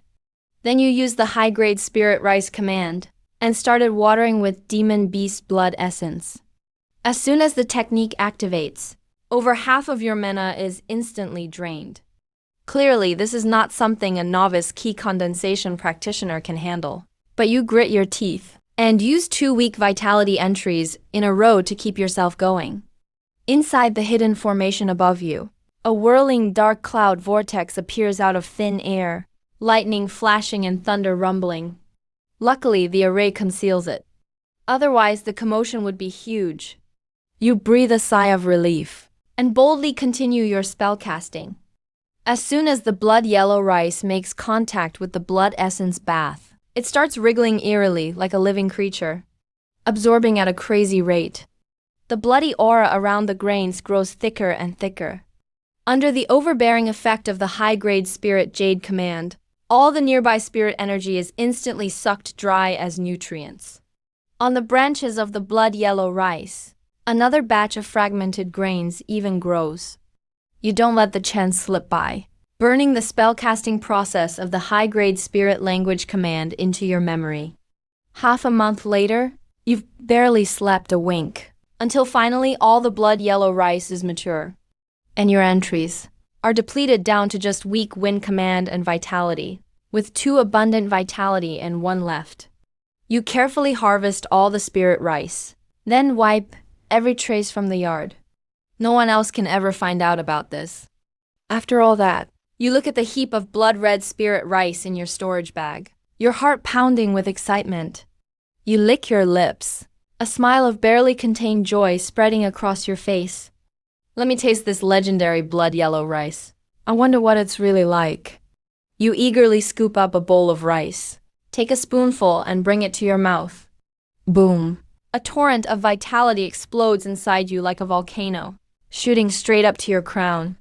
Even though you were ready, you're still almost knocked out by the force. You instantly start channeling 100 treasures glazed scripture, madly moving the energy and blood around. refining marrow, replacing blood. Suddenly, thick blood mist rises all over your body. It feels like there are bugs crawling under your skin. The itching is unbearable. You feel like your own blood is boiling. Your vitality compresses and refines again and again, becoming thicker and more viscous. You eat up the rest of the rice in one go. Your whole body's vitality instantly pushed to the limit. You snap your eyes wide open. The scabs formed from the blood renewal on your skin peel off layer by layer. 100 treasures glazed scripture, 4th layer breakthrough. You can barely contain your excitement. Finally, the 4th layer equivalent to mid-stage body forging. In just one short year, you've transformed yourself. Even you can barely believe it. But 4 layers isn't enough. You clench your fists, determined to rush to the 5th layer soon. In the days that follow, you become a complete shut-in. Except for dealing with the spirit fields now and then. You spend every remaining moment madly cultivating 100 treasures glazed scripture. With the help of blood yellow rice, your progress skyrockets. Time flies. Another half year passes. Inside your house, your eyes are tightly shut. The vital energy inside you thick and molten like hot syrup, having reached an all-new peak. Just one more step and you'll break through to the 5th layer. You don't hesitate anymore, directly using up that golden abundant vitality entry. Suddenly your vision goes dark, and you feel an ocean pour over you from above, as if drowning your entire being, almost suffocating you. This vitality boost from the entry is every bit as strong as eating a bowl of blood yellow rice. You hear the thunderous rush of blood in your ears. Inside the inner chamber as usual.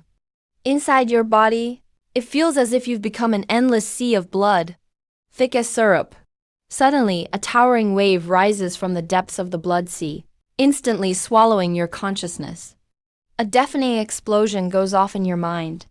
The power of your vital energy transforms once again, furiously reinforcing your flesh and bones. Right after that, a layer of glassy, radiant light appears beneath your skin, like a robe clinging to your body, covering every inch of your skin. Glazed treasure robe. The very moment the robe forms, it means you've officially reached the 5th level of the 100 treasures glazed scripture. Your body refinement has made a qualitative leap. Your current strength is now far beyond others at your stage. You casually pick up the kindling sword and slash hard at your own arm. Only a pale mark is left on your skin, which quickly disappears. Ordinary magical weapons can no longer harm you. A wave of joy wells up inside you. An unprecedented sense of security washes over you. More importantly, this glazed treasure robe can even resist spells. Level 5 is this powerful? So everything in the book was actually true. The first 5 levels are done. Now I have to hurry and obtain the last 4 levels from Fellow-Doist Ruin. You're even more eager to see what comes next. After a quick wash-up, you suppress all your energy and blood. On the outside, you're still that ordinary linglong with slightly tanned skin, but your whole energy and spirit have changed completely. Your eyes are contained but sharp. Now, At last, you finally have some power to protect yourself in this chaotic world. This should count as the first hidden card I've gained since coming here. It's really not easy. The nerves strained by the cultivator raid have finally relaxed a bit. There are still 2 months left. Your 1 moo of longevity sprout rice will be ready for harvest. Then you'll not only be able to trade for further cultivation techniques, but also advance to a first-grade junior spiritual cultivator, enjoying the benefit of half taxes. Both your status and income will rise greatly. However, advancement still requires passing a spiritual plant knowledge exam. That's a must for you. With the title of spiritual planter, things will be much easier in the future. Body training can't be pushed further for now, so you start cramming spiritual plant knowledge and studying alchemy on the side. You even buy a small pill furnace from Manager Lau and try refining a few batches of basic pills. But they all turn into a pot of charcoal. Harsh reality hits you in the face. Looks like without guidance, just reading really doesn't cut it. You sigh helplessly at a pot of useless residue. All you can do is hope that when the heroic flower matures, Sudanshi can give you a few pointers.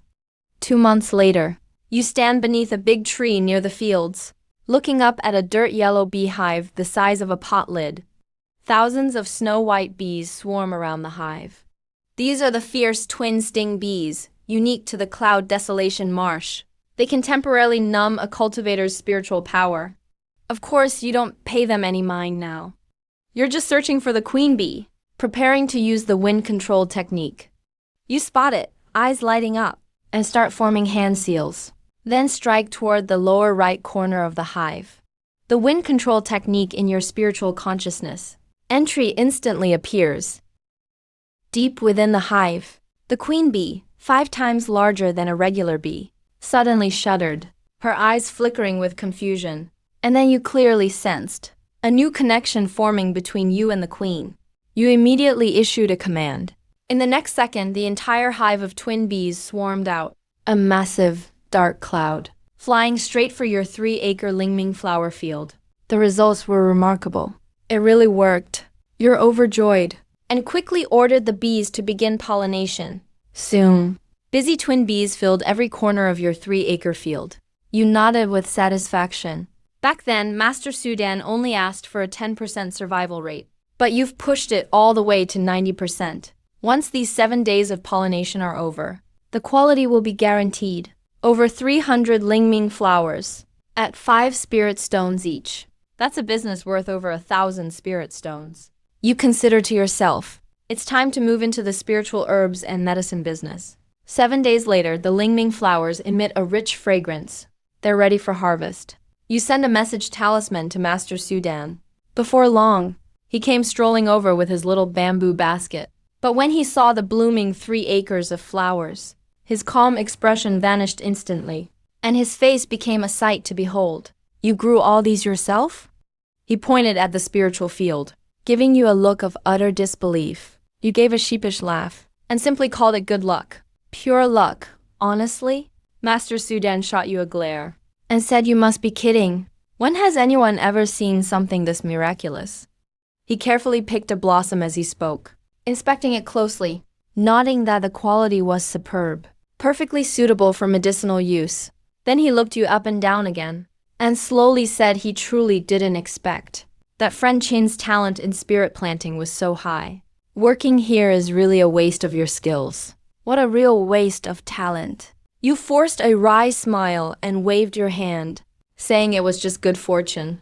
With this many Lingming flowers, I owe you a big favor. Master Sudan thought for a moment, and finally said, I'm not one to owe favors. Here's the deal. From now on, when I'm refining pills, you're welcome to observe nearby. I won't teach you directly. How much you learn is all up to you. Hearing this, you couldn't help but be thrilled. After working hard for a year, this was exactly what you were waiting to hear. Even now, you can't forget the taste of those 2 spirit-gathering pills. You dream of refining your own. Then I graciously accept. You immediately cupped your fists in thanks, and the 2 of you began harvesting, for a total of 320 flowers. As promised, after Master Sudan finished counting, he gave you 32 flowers. He also reminded you to store them in a jade box. Otherwise, their medicinal properties would fade. You carefully accepted them and put them away safely. Master Sudan took his leave, saying he'd notify you when it was time for pill refining. You didn't rush off. Instead, you returned the twin bees to their original place, making plans in your heart. This bunch will be useful for future spirit herb cultivation. Next time, you should buy a beast pouch to collect them. 2 days later, the spiritual rice ripened. As usual, Wuzi brought his team for a collection. Your 1 acre of Shagua rice quickly became the center of attention. Harvesting and weighing were completed in no time. Du Haifu called out the results to you loudly. Jingling rice, 1280 jin. Shaya rice, 410 jin. After calling the numbers, he walked over with a big grin, doing a complete 180 in his attitude. Congratulations, fellow Doist. From now on, for the Shaoya rice project, taxes will be cut in half. It takes you a minute to adjust. This guy used to just call you Zhao King. You politely responded, I'll count on you for more help in the future, Supervisor Du. Du Haifu then handed you a wooden token, saying it's for the spirit planter examination. You may go to the Fang family for the test anytime. Congratulations in advance, fellow Qin, on becoming a first-rank spirit herb planter. After paying your taxes, you still had over 600 jin of jingling rice and 210 jin of Shaoya rice. Another considerable profit. Xiaoqin, that was our agreement. Cai Laoju was practically drooling with envy. He sidled up, waggling his brows. You're treating me to a feast at the Juxuan Pavilion. Feeling great. You laughed and agreed. Sure, it's perfect. I need to sell to Manager Lao anyway. And I need to stop by the Ruan family to collect the last 4 floors of the Baoliu Golden Pagoda from Qingyang. At the private room in Juxuan Pavilion, you ordered a table full of fine dishes and wine. Enjoying a hearty meal with Cai Laoju, Manager Lao smiled and accompanied you, glass in hand, calculating fiercely in his mind. Clearly, your Shadua rice was the main attraction today. After a few rounds of drinks, Manager Liao rubbed his hands, and finally couldn't help but ask, Fellow Qin, about that Shaoya rice of yours. You tipped back a glass of wine, and leisurely took out your spirit rice. Over 500 jin of jingling rice, and 100 jin of Shaoya rice. Manager Liao's eyes lit up instantly. He barely glanced at the jingling rice, and focused on that bag of Shaoya rice. He grabbed a handful, inspecting them closely, his excitement growing even stronger. Fellow Qin, your Shaoya rice is top quality. They're nearly the very best. If this batch is handled well, the profits could multiply several times. More importantly, building a good relationship with you means exclusive access. With that, Manager Lo made up his mind. Fellow Qin, I'll offer 20% above market price, 6 spirit stones per jin. How about it? You didn't agree right away. Noticing this, Manager Liao quickly took out a jade token from his storage bag and presented it to you with solemnity. This is the Juxuan Pavilion's discount card. Anywhere you shop at our locations, you get a 20% discount.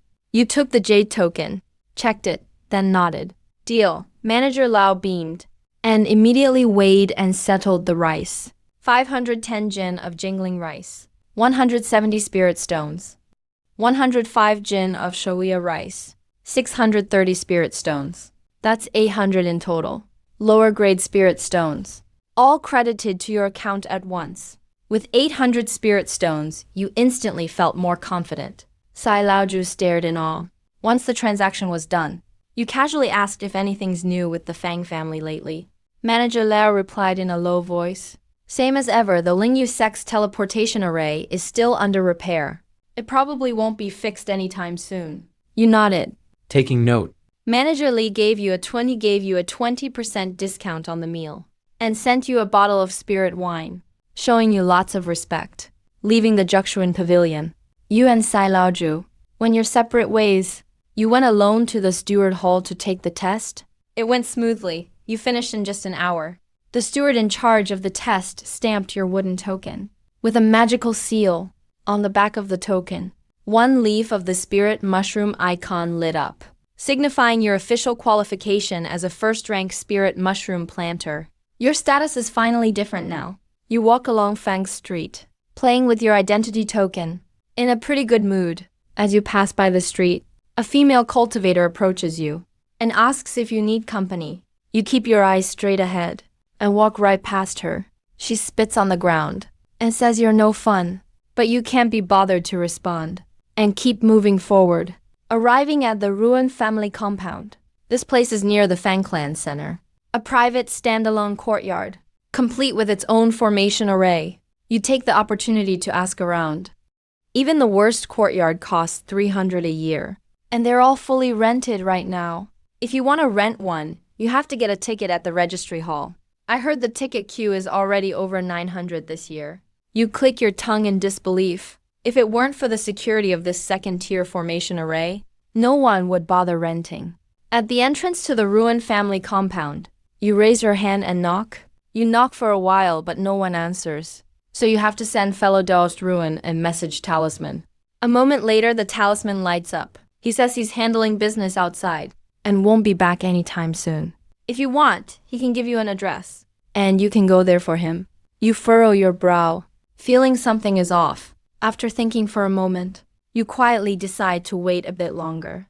You reply, "It's not very safe outside right now. Just let you know when he's back." And that's enough. Fellow Daoist Ruin went out again. You never expected to come up empty again. Having experienced the powers of the 100 treasures glazed scripture, you're itching to try the remaining cultivation techniques. But it seems you'll just have to wait. It's not wise to act rashly. You stroll around the market for a while, buying a retail pouch and some meat, then head back to the shantytown. The next morning you use spirit grain and lean demon meat to make a fragrant breakfast. Just as you are about to eat, there's a knock at the door. The sound comes again. You peek out from the crack in the door. It's a neighbor you rarely talk to. Out of courtesy, you still let them in. The other person puts on a big smile and says they heard fellow Doist Chin became a first-time spirit planter. So they came specially to congratulate you, bringing a small bag of gifts. It's just a little token of respect. They're so enthusiastic, you feel bad turning them away. So you thank them and accept. That neighbor glances over at your table with the spirit grain and lean meat. Their envy is almost dripping from their mouth. A few words of small talk, and then he sensibly leaves. You just finish eating and are about to wash the dishes. Then, damn, there's knocking at the door again. What the hell is going on today? You frown and mutter as you move to the crack again. One look and you almost jump in surprise. Damn, it's your female neighbor Li Yanli. Today she's wearing delicate makeup and also carrying a little bag. Seeing her like this, you actually feel relieved. She's probably just here to socialize, not for anything else. Sure enough, Li Yanli comes in to offer congratulations, and after some small talk, leaves. But no matter how much makeup she puts on, she can't cover the exhaustion beneath. Looks like she still hasn't escaped the shadow of that prison. Without a powerful backer, the future will be rough. You didn't keep her. As she left, she gave you a resentful and complicated look. Over the next few days, people keep coming by one after another. It's driving you crazy. You hate this kind of socializing. But since they bring gifts, you can't just kick them out. You can only thank each one. One day, while you're cultivating on your cushion, your message talisman suddenly lights up. You stop cultivating, pick it up for a look. It's a message from fellow Doist Ruin. He says now's a convenient time for the deal, and that he's passing by Fang's, but he's got something urgent to handle, and can't make it home. He'll be gone as little as a year or two, or as long as 3 to 5 years. If it's convenient for you, let's just do the deal now. He immediately adds another message, tells you not to worry. He ran into a patrol team acquaintance just now.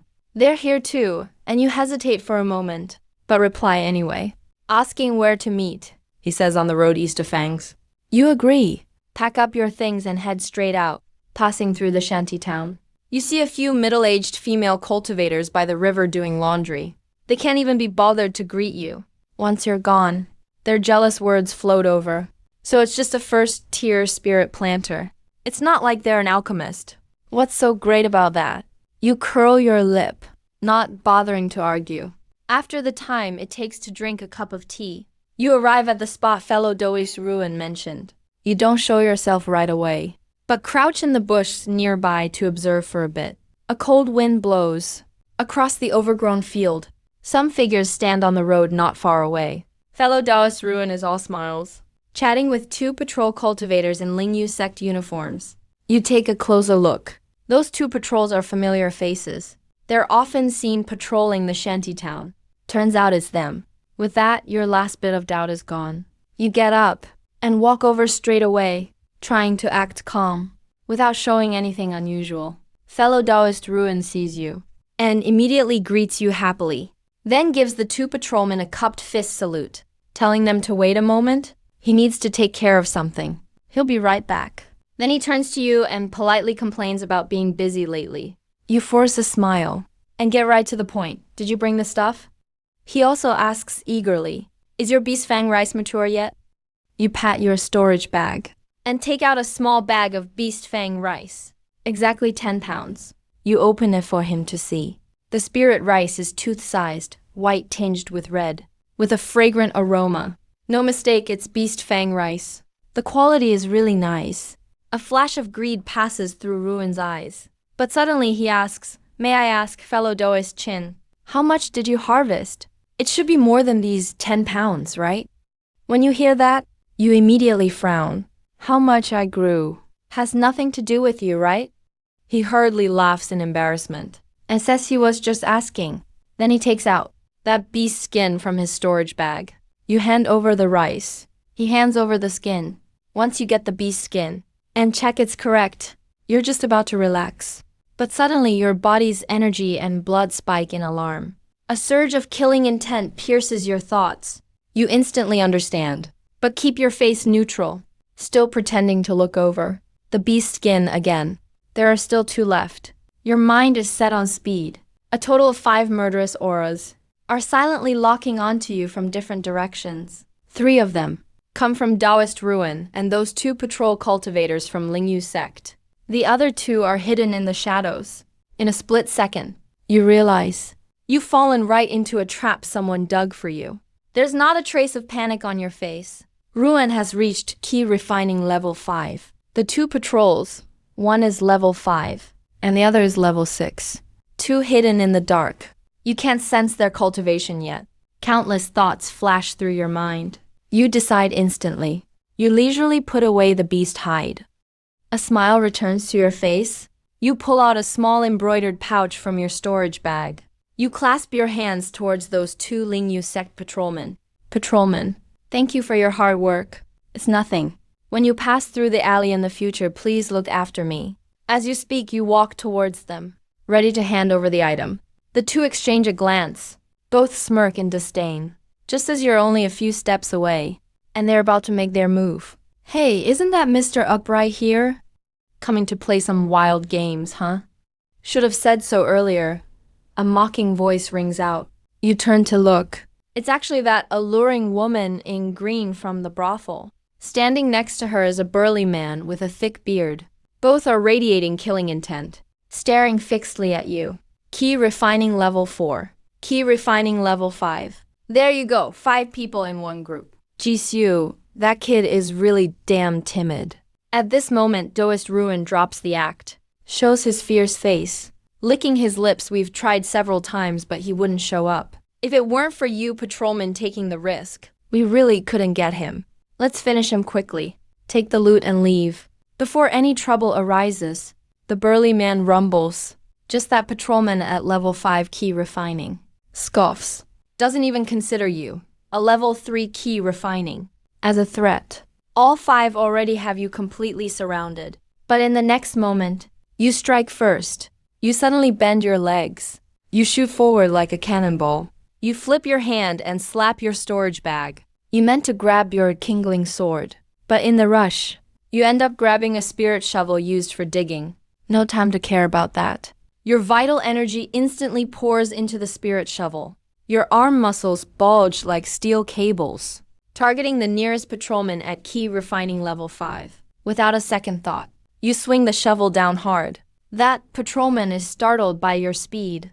All he sees is a blur, and you're right in front of him. He dares not hesitate. Quickly makes a hand sign. A blue shield instantly covers his body. With a snap, his mana shield, struck by your shovel, shatters like paper. Broken in an instant. Shock flashes across his face. He hurriedly activates a golden protective talisman. A layer of golden shield forms around him. Again with a snap. The golden talisman doesn't last even a second. It shatters once more. The patrolman, with you close in, retreats in panic, but ends up exposing his neck right to your shovel blade. You stab straight through with the shovel. Blood spurts wildly. He grabs his neck and collapses on the ground. His body twitches a few times. Dies on the spot. This happened in an instant. No sooner than you exchanged blows. A self-important key refining level 5 cultivator is instantly killed by you. The other 4 are stunned. Bad news? He's a body cultivator? Back away. The key refining level 6 patrolman reacts fastest. He leaps back as a final windblade spell shoots towards you. You don't care. Your vital energy erupts. A glazed treasure robe instantly covers you. You leap up again, bang. The wind blade smashes against your chest with a dull thud, but doesn't even scratch your skin. How can that be? The patrolman's eyes nearly pop out. Ruin's group of 3 realize what's happening, casting all sorts of spells. Magical tools fly at you from behind like crazy. You completely ignore the attacks from behind. Your gaze locks onto the key refining level 6-1. Patrolman, you raise your spirit shovel and strike down. He hastily summons a pitch-black round shield to protect himself. The shovel crashes onto the shield. Sparks fly everywhere. The cultivator, overwhelmed by your terrifying strength, is smashed, shield and all, a dozen yards away. Boom. Crashing hard onto the dirt slope. He coughed out a mouthful of fresh blood. His eyes were filled with terror. Is this really human strength? It was like getting hit head-on by a monster. You shifted your stance, bracing yourself to withstand a few unavoidable spells. With a sudden dash, you appeared right in front of that cultivator. You reached out to grab him. He tried to resist, but you seized him in one move. You forcefully pressed his wrist downward. The strength of a key refining cultivator was a total joke in front of your body refining monster. It was laughable. You kicked him to the ground, stomped down hard, raised your spirit shovel, and relentlessly stabbed it at his head. Splash, splash, splash. In the blink of an eye, his head was smashed to mush like a rotten watermelon. Behind you, 3 people were so scared they were paralyzed. Even a 6-layer key refiner couldn't withstand it.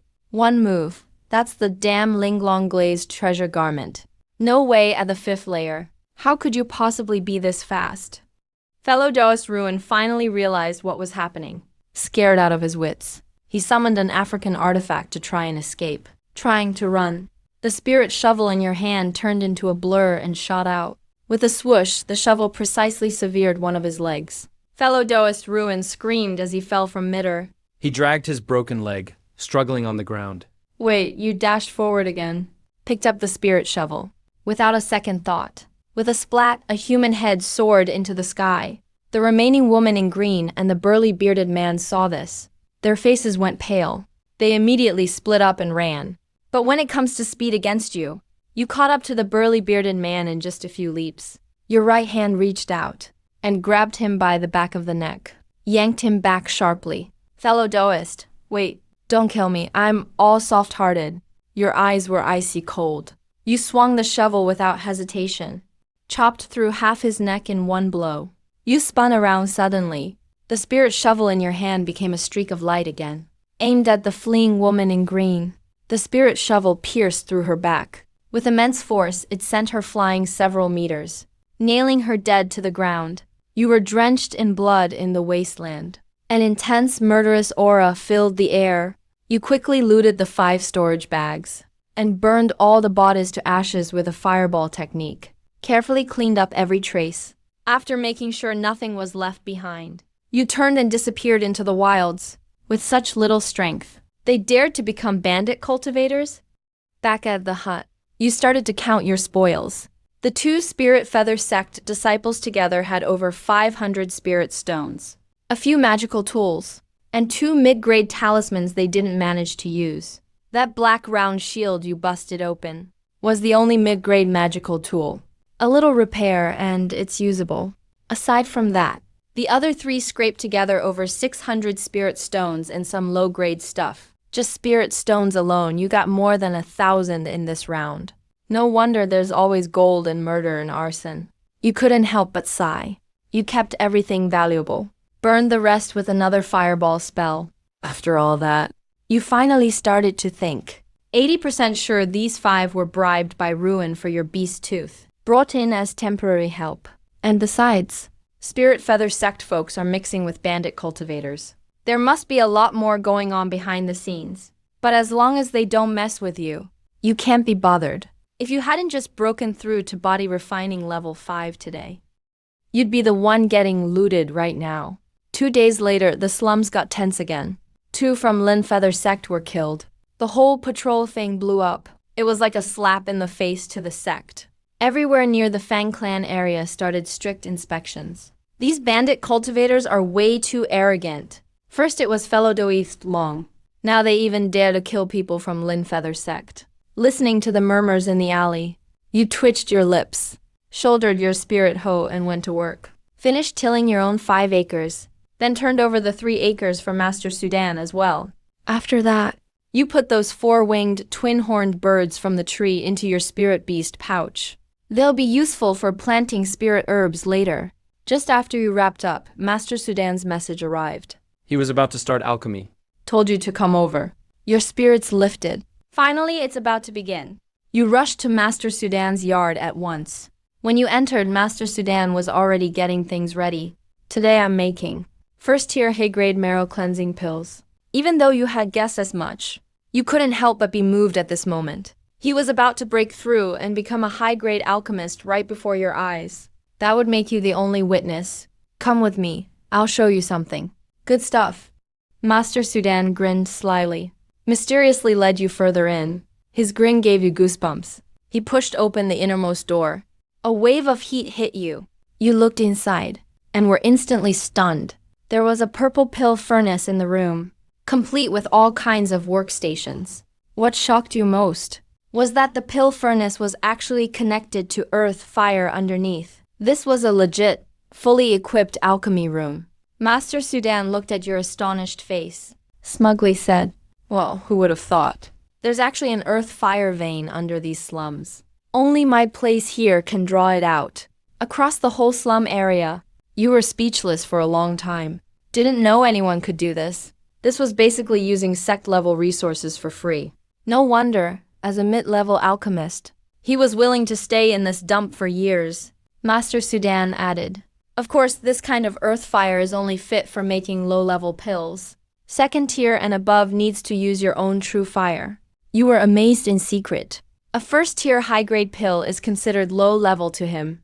You looked at your pile of junk ingredients. No way you could make anything good. Gotta find a way to use his alchemy room more. You started to scheme.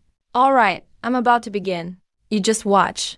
Don't make a sound. Master Sudan's face grew serious. Alchemy requires seamless precision. Even the slightest mistake won't do. You nodded, quietly stood aside. Master Sudan turned on the fire valve. With a boom, the blazing earth fire surged instantly. He took out all kinds of spirit herbs and started extracting the medicinal embryos. You widened your eyes, carefully observing his every move.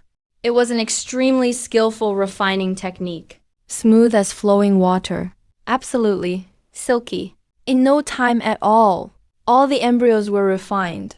Their quality and purity were far beyond yours. Then came the ingredient mixing stage. With a casual grab, he measured the precise amount to the millimeter. That step alone takes you most of a day, but he finished in just 15 minutes. That's the difference. Now comes the main event. He formed a hand seal and flicked gently. The raging earth fire instantly became gentle. You watched his amazing fire control technique, feeling a burning curiosity. Once everything was ready, He raised his hand. the embryos flew into the pill furnace. You stared without blinking, afraid of missing any details. Time passed little by little. Sudan was confused. While controlling the fusion of the medicine embryo, his expression became increasingly serious. Finally, he reached the last step. You held your breath. Right at that moment, suddenly a puff of black smoke came out of the pill furnace. Even this failed. You couldn't help but feel regret. This batch of spiritual materials must be worth hundreds of spirit stones. But Sudan's expression remained unchanged. As if he had expected this, he calmly cleaned out the pill residue and unhurriedly started the second attempt. He had prepared more than 10 sets of materials in total. Failed the second time. Failed the third time. Kept practicing up to the 12th time. It was already late at night. Sudan's forehead was covered with sweat. His nerves were tense. Finally, the Julan furnace made a crisp ringing sound. A rich, overwhelming fragrance of pills instantly filled the air. Sudan was overjoyed at his success. With a wave of his hand, 6 azure-colored spiritual pills spun into his hand. You stared eagerly at those few pills, swallowed nervously. This thing, just one, could fetch a sky-high price of over 1,000 spirit stones at the auction house. This also means Sudan has successfully advanced as a top-grade alchemist. Congratulations, Master Sudan. You timely offered your congratulations. Master Sudan was in a very good mood. Put away the purification pills. He took out another jade bottle and tossed it to you. Those present have a share. You took it and looked. It was a gathering spirit pill. Thank you, Master Sudan. Compared to the pills, Witnessing the entire pill refining process this time was the most valuable gain for you. Qin Taoist in the coming year. I need to consolidate top-grade pills. Refining them, Su Yuking. Master Sudan said, you continue helping me plant spiritual herbs. But you immediately smiled, Su brother. What do you need planted? Just tell me. Su Yuking looked at you, a bit surprised. Then he relaxed and said, that's right. Taoist Qin has exceptional talent in the Lingyi discipline. No need to be too reserved in the future. Just call me Brother Su. Okay, Brother Su, this time you need to plant 2 kinds. First tier mid-grade Lingyi, Hanyang grass and Ling Lord fruit. He took out 2 packets of seeds and handed them to you. You took them and looked. One packet held 20 to 30 black grass seeds. The other held more than 10 peanut-sized fruits. Su Yuking looked at you with a cheerful smile. These 2 spiritual plants. Taoist Qin, do you recognize them? You thought for a moment, then nodded and said, of course I know. Hanyang grass has wide uses, but the Ling Lord fruit is highly toxic, with jagged leaves, needs to be nourished with poisonous insects. And both spiritual plants have strict requirements for spiritual energy, unless watered with advanced spirit rain techniques on a first-tier spiritual vein. It's extremely difficult to mature. Su Yuking admired you, patting your shoulder. I knew I wasn't wrong about you. So it's not easy to plant mid-grade spiritual herbs, regardless of the harvest. I can promise you one thing. Your eyes lit up, without any hesitation. Deal. The next morning, you carried your spiritual hoe and went to the spirit fields. 8 acres of spirit fields. You planned to plant 3 acres of spirit rice, 3 acres of beast fang rice. The remaining 2 acres would be for Hanyang grass and Ling Lord fruit. Within half a day, you had finished planting all 8 acres and performed the ultimate spirit rain technique once. Winter passed and spring came. You returned to the spirit fields. In the golden rice fields, several streaks of magnetic strips flickered. Name: Golden Spirit Rice, Magnetic Strip, Weak Magic, Maturity 2%. Name: Golden Spirit Rice, Magnetic Strip, Weak Magic, Maturity 3%. Name: Beast Fang Rice, Weak Bloodline Attribute by 5. Maturity 1%. Name: Beast Fang Rice, Maturity Accelerator by 5. Maturity 2%. And in the 2 newly opened forest fields, 3 attribute bars appeared. Name: Hanyang Grass, Weak Soul Force by 5. Maturity 1%. Name: Hanyang Grass, Maturity Accelerator X5, Maturity 2%. Name: Ling Lord Fruit, Regeneration Spirit Seeds X3, Maturity 2%. Regeneration Spirit Seeds,